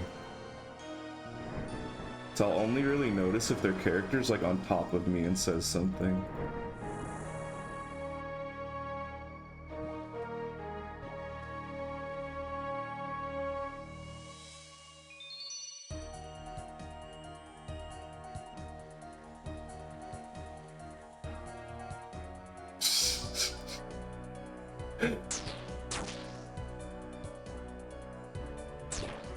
Know your place.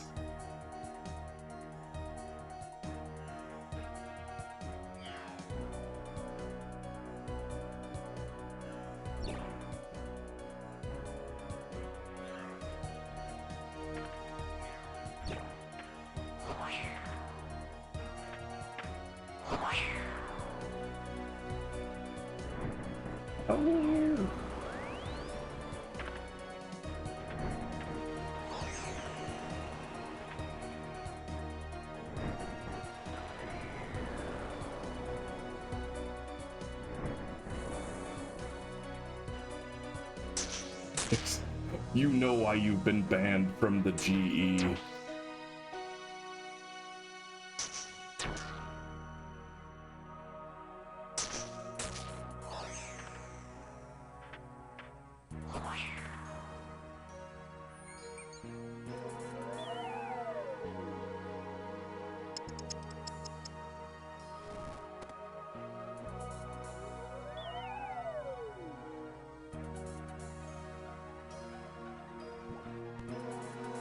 I like to imagine it's like you have a badge that you're forced to wear at all times, and you walk up to the GE and they like welcome you, and then they notice your Iron Man badge and they just shoo you away.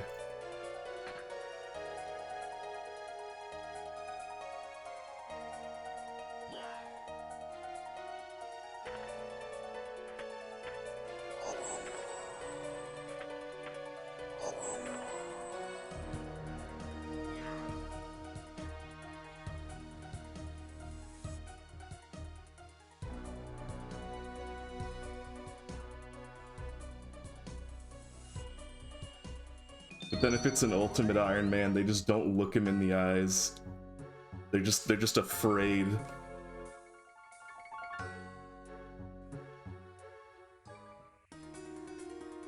You never know what an Ultimate Iron Man's gonna do. They could snap at any moment.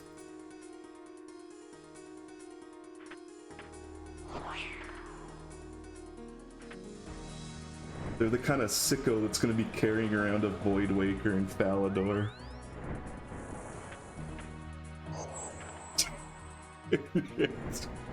Are you an Ultimate Iron Man? I'm just saying, Ultimate Iron Man, they're always carrying around their strongest equipment and all of their value. It's like a man just walking through the Varrock streets with a rocket launcher.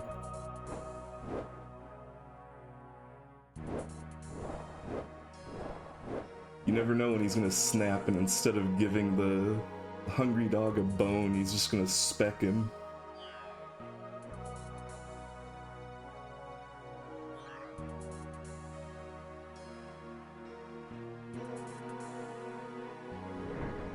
I actually made a free-to-play. I made a free-to-play Ultimate Iron, and it was pretty fun, but that was just because I was only doing free-to-play stuff, and I feel like if I was doing member stuff, it would get really old really fast.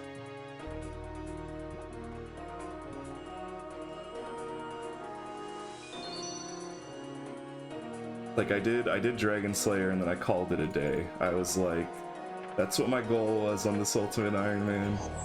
I have done it. I am done playing Ultimate Iron Man.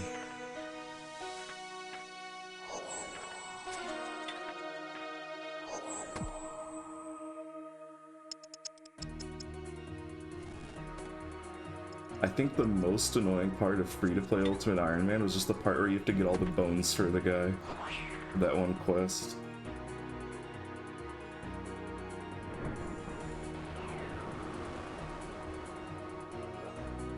Thinking back on that, I'm just like, how many other quests in the game probably feel the same way?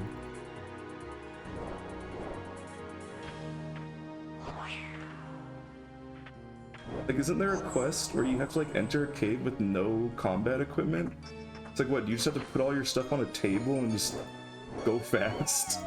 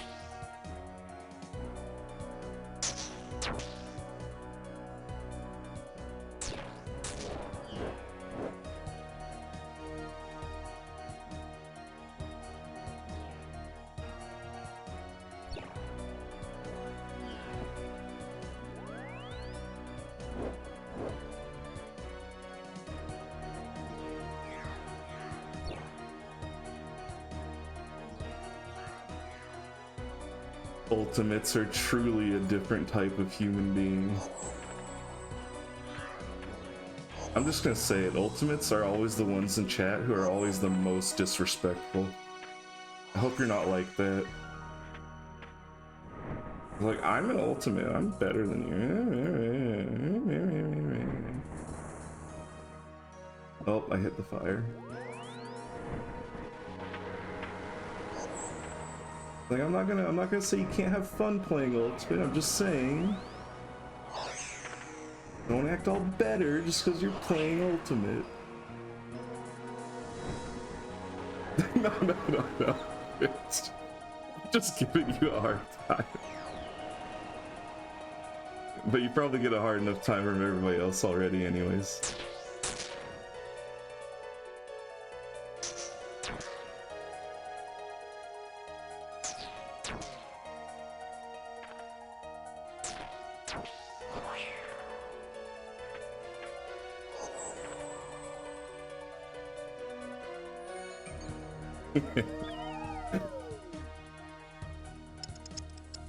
I mean, it used to have sexism, but they got rid of that. Maybe they'll get rid of the classism, the iron divide. Maybe they'll just remove irons after adding them.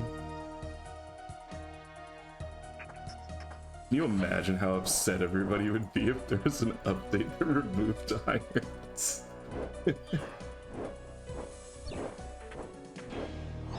We've been seeing too much iron racism, so we decided to merge all accounts back into regular accounts.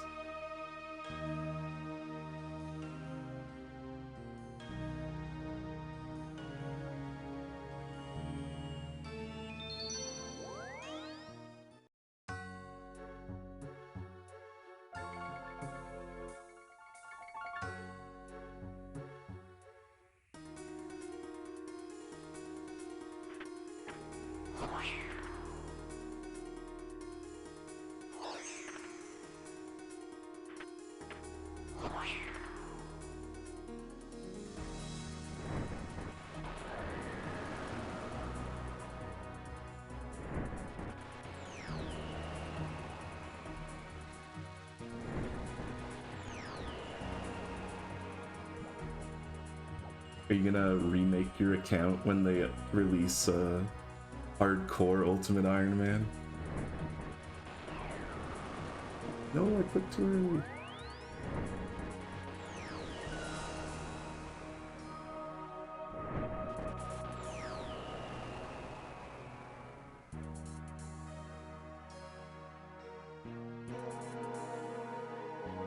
You're gonna, you know, the worst part is if you did that, you probably would accidentally kill yourself on the nettles one time and like you're tired or something, and you're just thinking you're on like your Ultimate Iron Man account, but you're actually on your hardcore.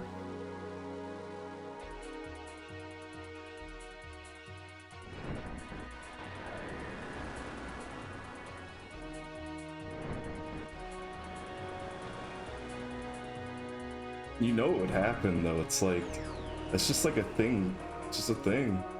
You've done something for so long, like you're just gonna do it again without thinking. You'd have to like get a special room light plugin that like sets off red alarms whenever you click nettles. And then you're like, oh, I was clicking the nettles.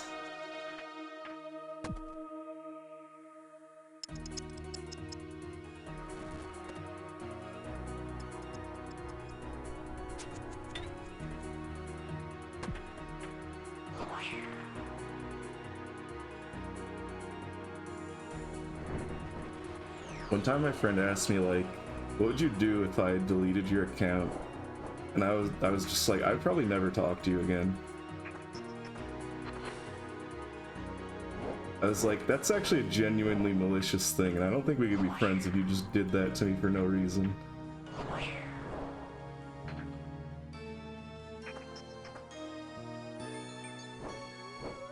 Like if it got to a point where it was like, I was like playing RuneScape for 20 hours a day and like I was on my deathbed or something and he deletes the account so that like I can't play anymore, then yeah, sure, like he has a reason. But if he did it for no reason, I would just be like, I'm never talking to you ever again.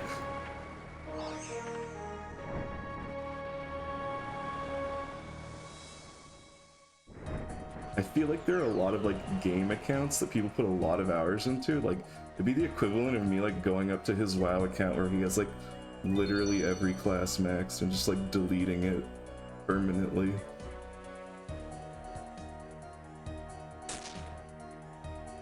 Although I guess that doesn't take very long anymore.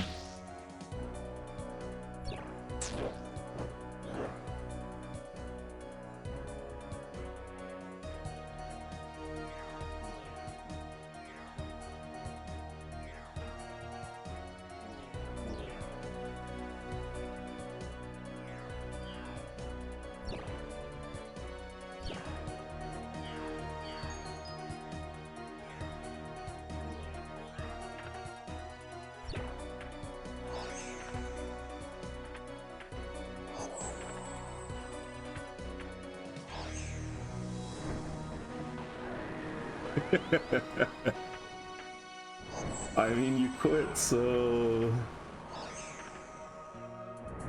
Is there any more permanent way to quit than giving your accounts to someone and having them get banned?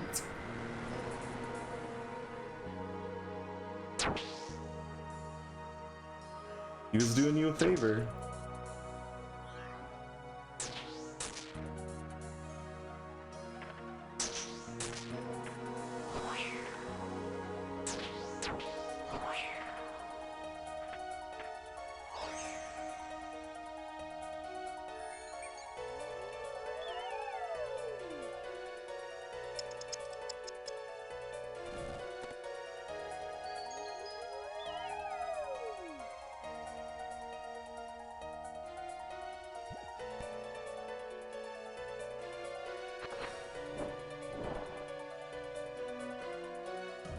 Like, chill, dude, it's just a game.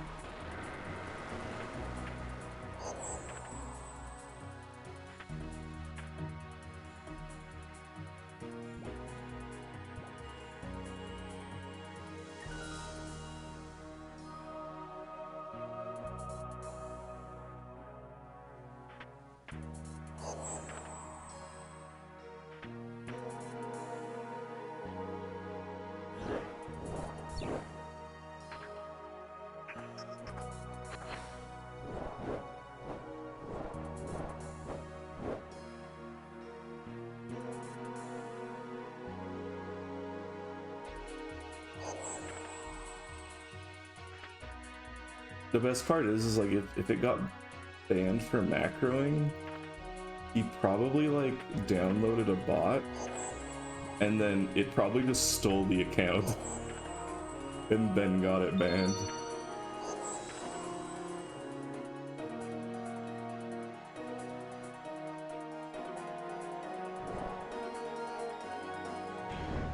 Or maybe he like clicked on one of those like free gold links.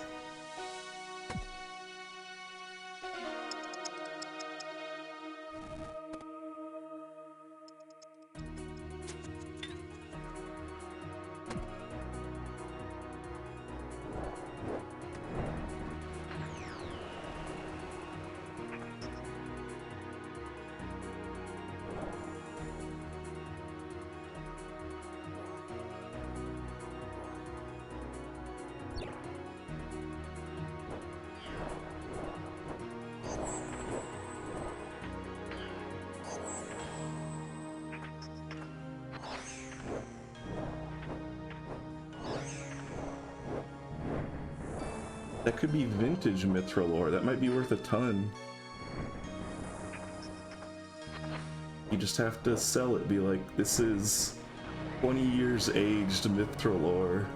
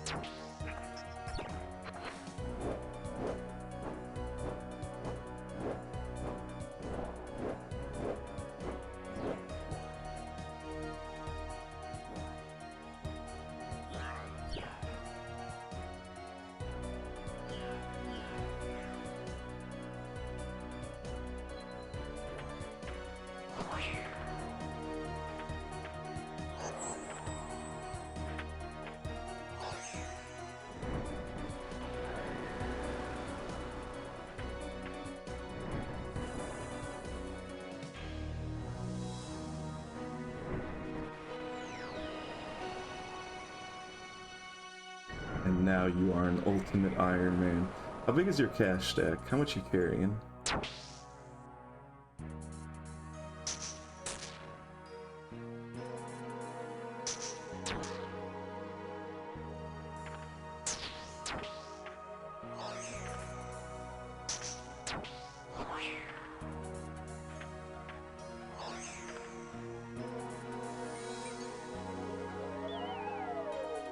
Hey, have you ever been to the wilderness resource area?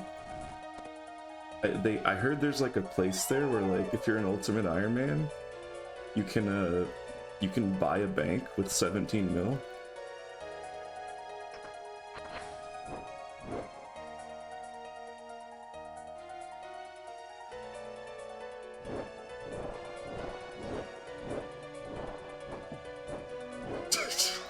No, don't go, you'll get me banned for luring. You have to... It doesn't work if you actually fall for the lure. It's not a joke, then it's a lure.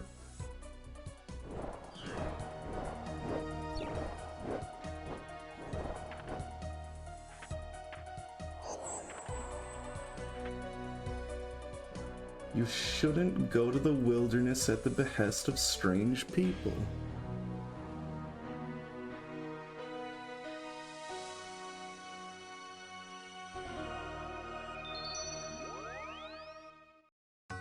Didn't your parents teach you about stranger danger?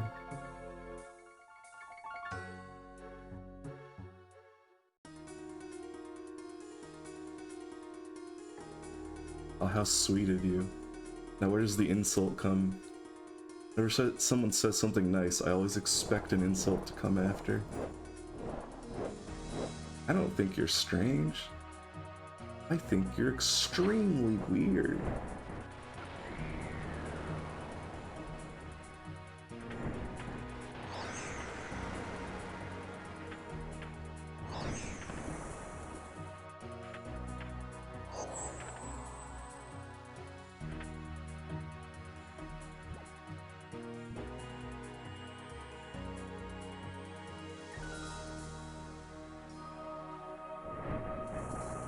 I think the kettle's calling the pot a RuneScape player.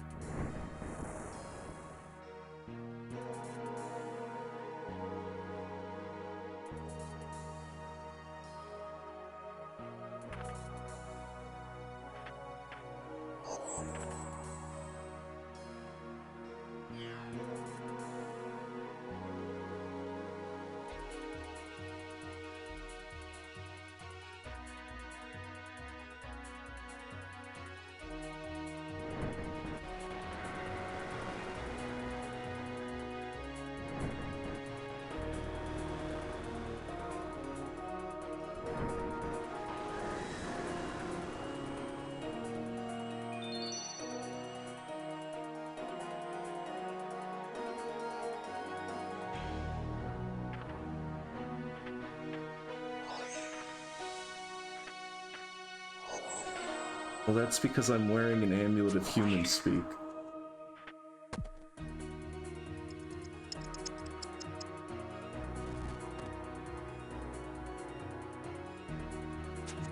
Aren't there a few ghosts you can talk to without the amulet of ghost speak? Hey, can't you talk to the guy at the bottom of the stronghold of security with that one? I seem to remember there's a few quests too where like they just hand wave it because they're like they didn't want to force you to bring the amulet of ghost speak.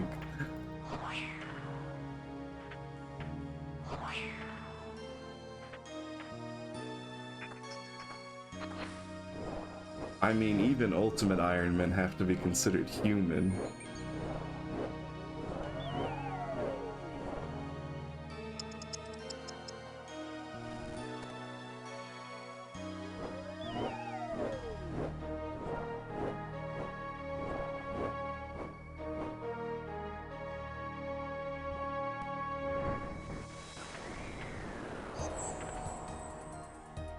It's the Snowflake Iron Man that you really have to watch out for.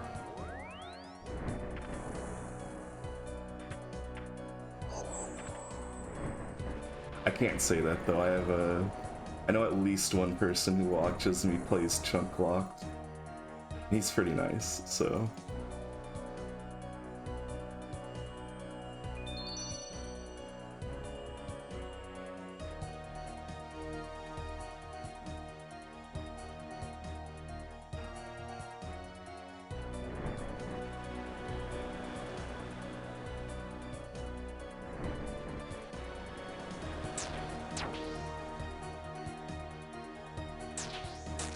Yeah, Chunk Locked Ultimate Iron Man sounds...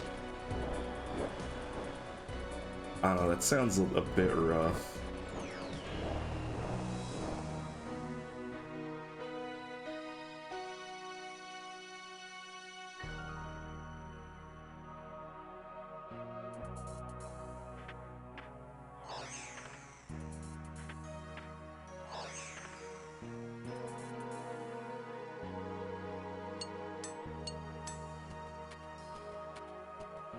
I think the real issue there is like if you're chunk locked, you really want to be able to like store up supplies and stuff. Because like you're already so limited in where you can go and what you can do.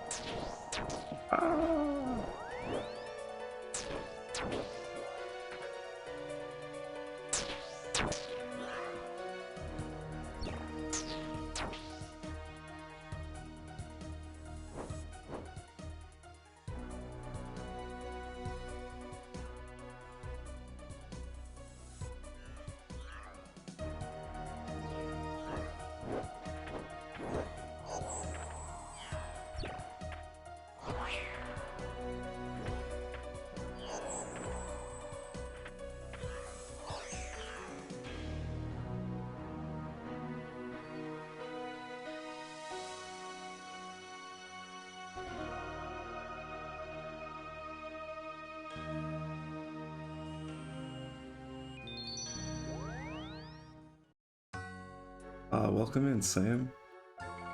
Good to see you again, like always. I mean, you didn't buy more though, right? It was just like the 800 you had left over?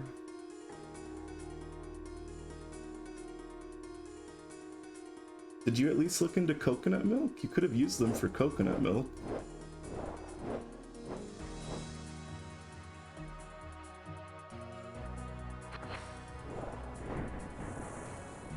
I didn't check if coconut milk is profitable or not.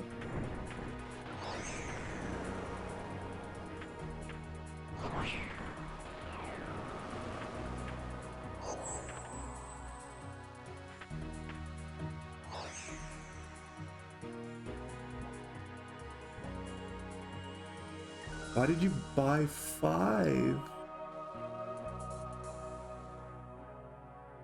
You have a problem. Like you bought 5 new ones.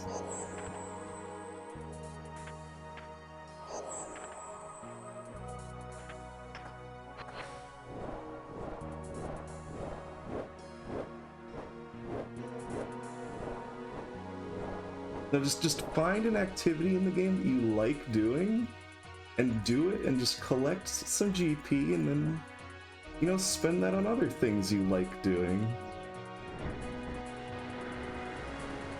But why do you need GP to level farming? Farming's like the easiest thing to level without GP. I level that like passively without even having to worry about it. I just do my birdhouses, I just buy bagged lands. Like the most expensive leveling method in the game.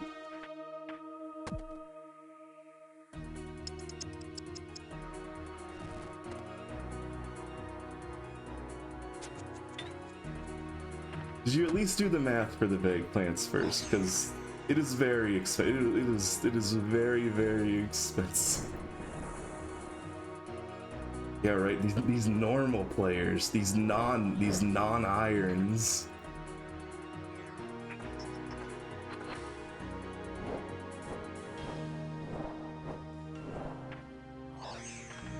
At the same time, thank you for putting money into the game that I enjoy playing. But also, I think you have a problem.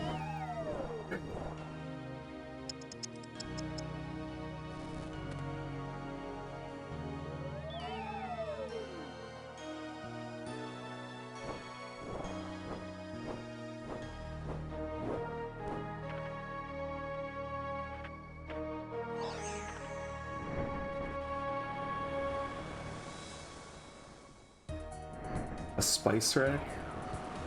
A spice rack. How much does that cost? How much does a spice rack cost?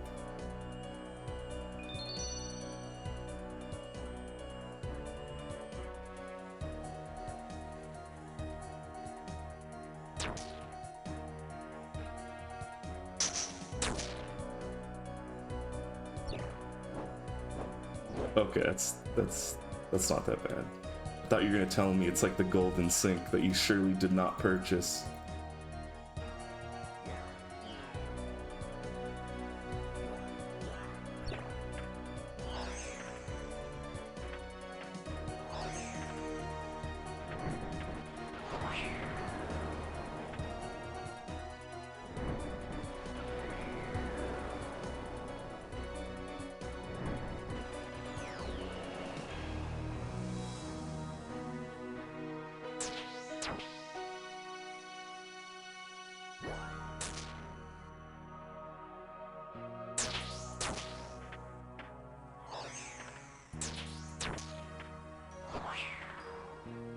Yeah, Sam is keeping the servers afloat for us irons.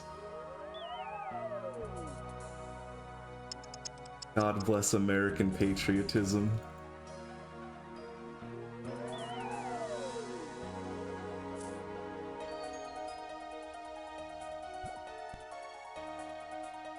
We gotta salute and play the national anthem.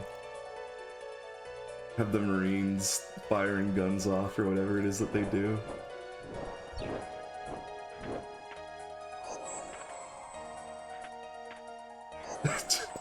I'm just teasing, Sam. I'm not your dad. I'm only gonna intervene if you come here and tell me that you can't afford to pay your rent or something. Then I'm gonna write a letter to Jagex and I'm gonna be like, my friend has a serious problem and is paying for bonds and can't afford rent. You need to cut them off right now.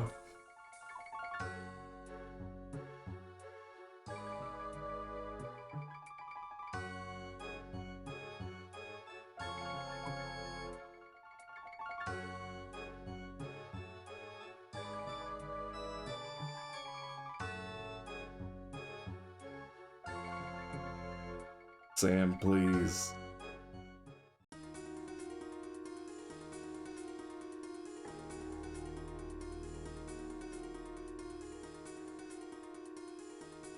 Hey, someone's got to pay Jagex so that we can keep playing. Freedom ain't free.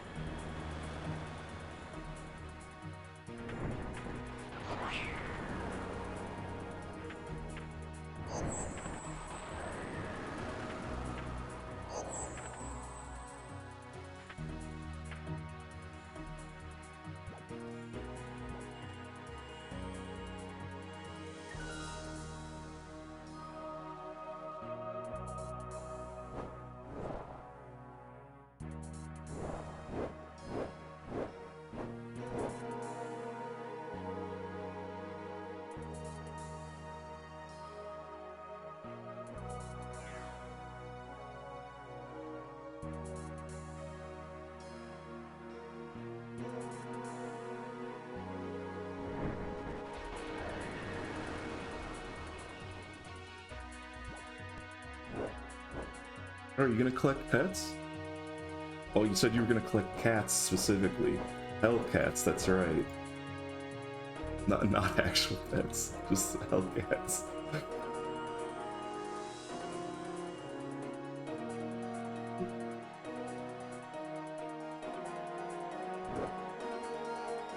I did an oopsie and I'm gonna run out of energy this floor. Even if I do it perfectly.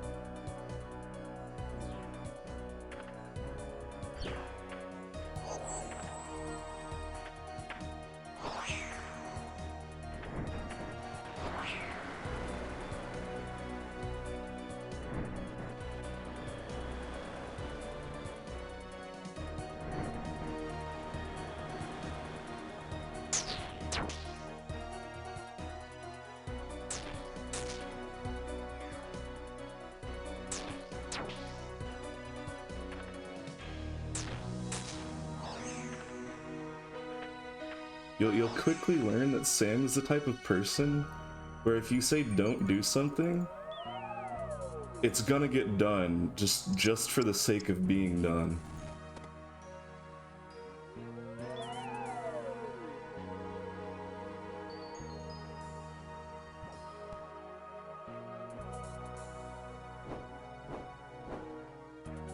But as a person who did 8,000 Tempoross permits for no reason whatsoever, I can't really criticize that thinking. I mean, how many... One isn't that bad. I mean, how many more are you gonna buy?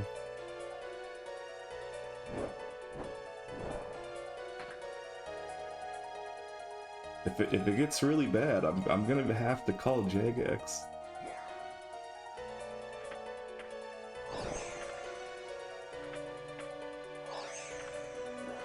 They're gonna put me on hold, and then I'm not gonna get through to anybody.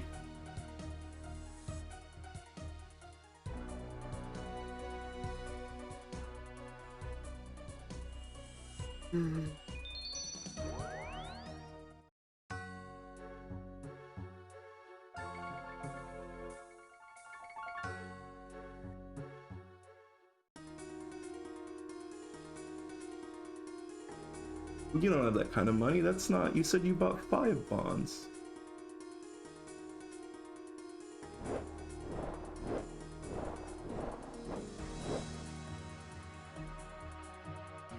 You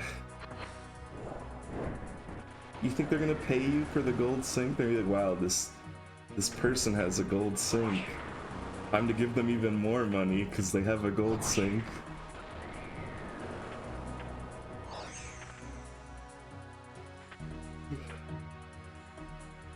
I can't even go to the house party. I'm not allowed to enter any houses that aren't mine or my group partners.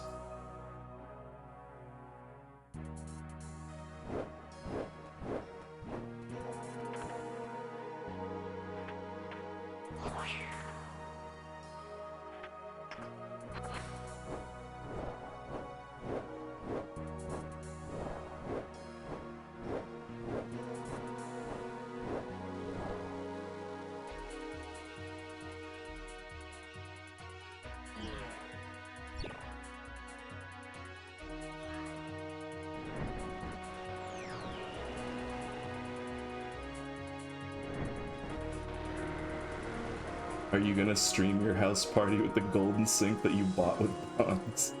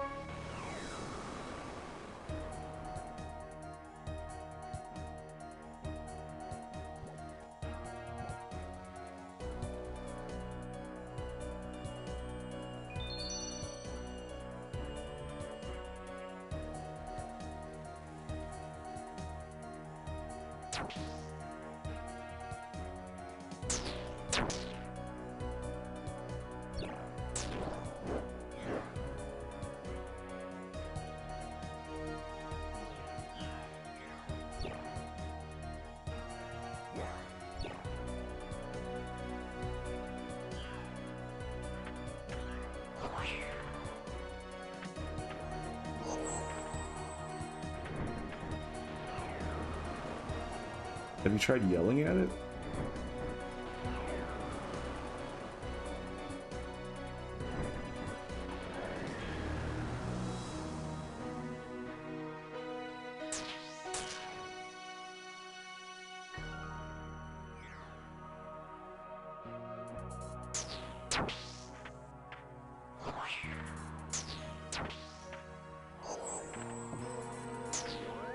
It's a digital cat. It doesn't have feelings.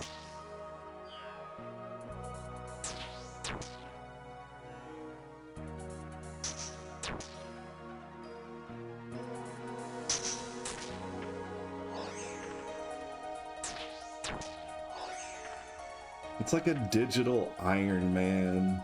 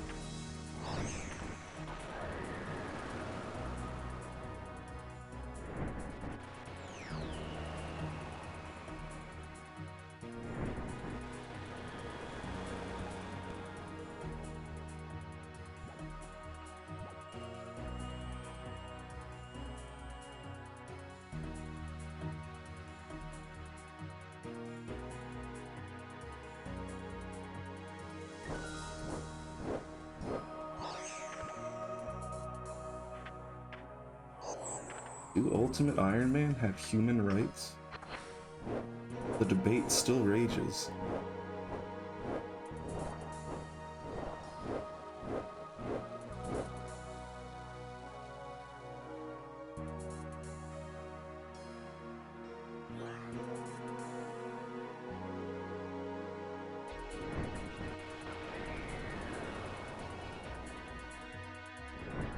Nope. You have to wait.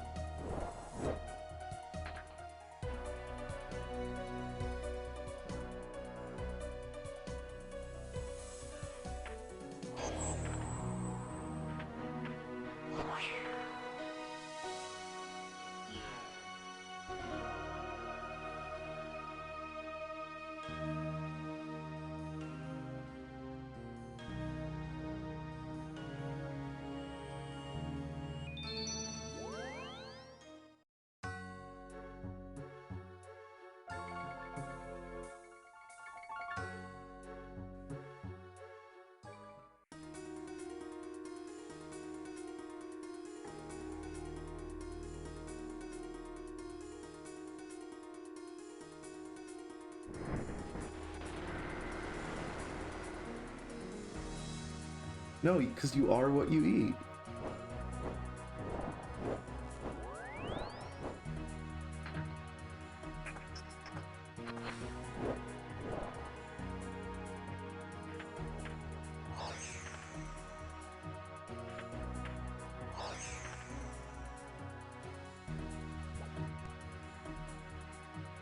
Now you're thinking about it.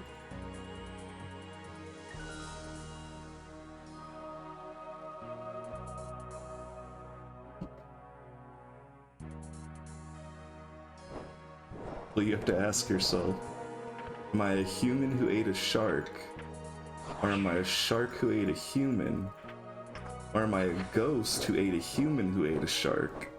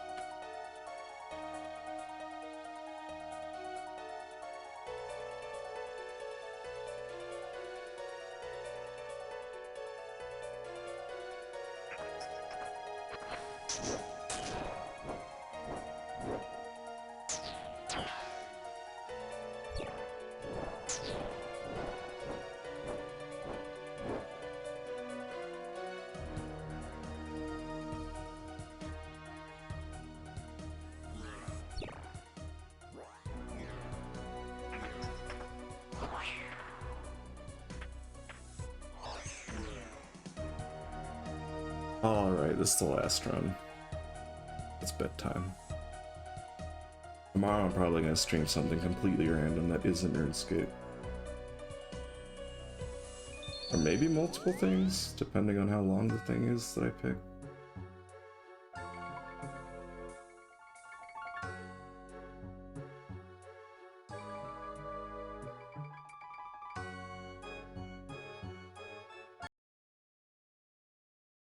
Okay. Thanks for showing up. Thanks for sticking around. Yep. I don't think I have anything important to say. Today was kind of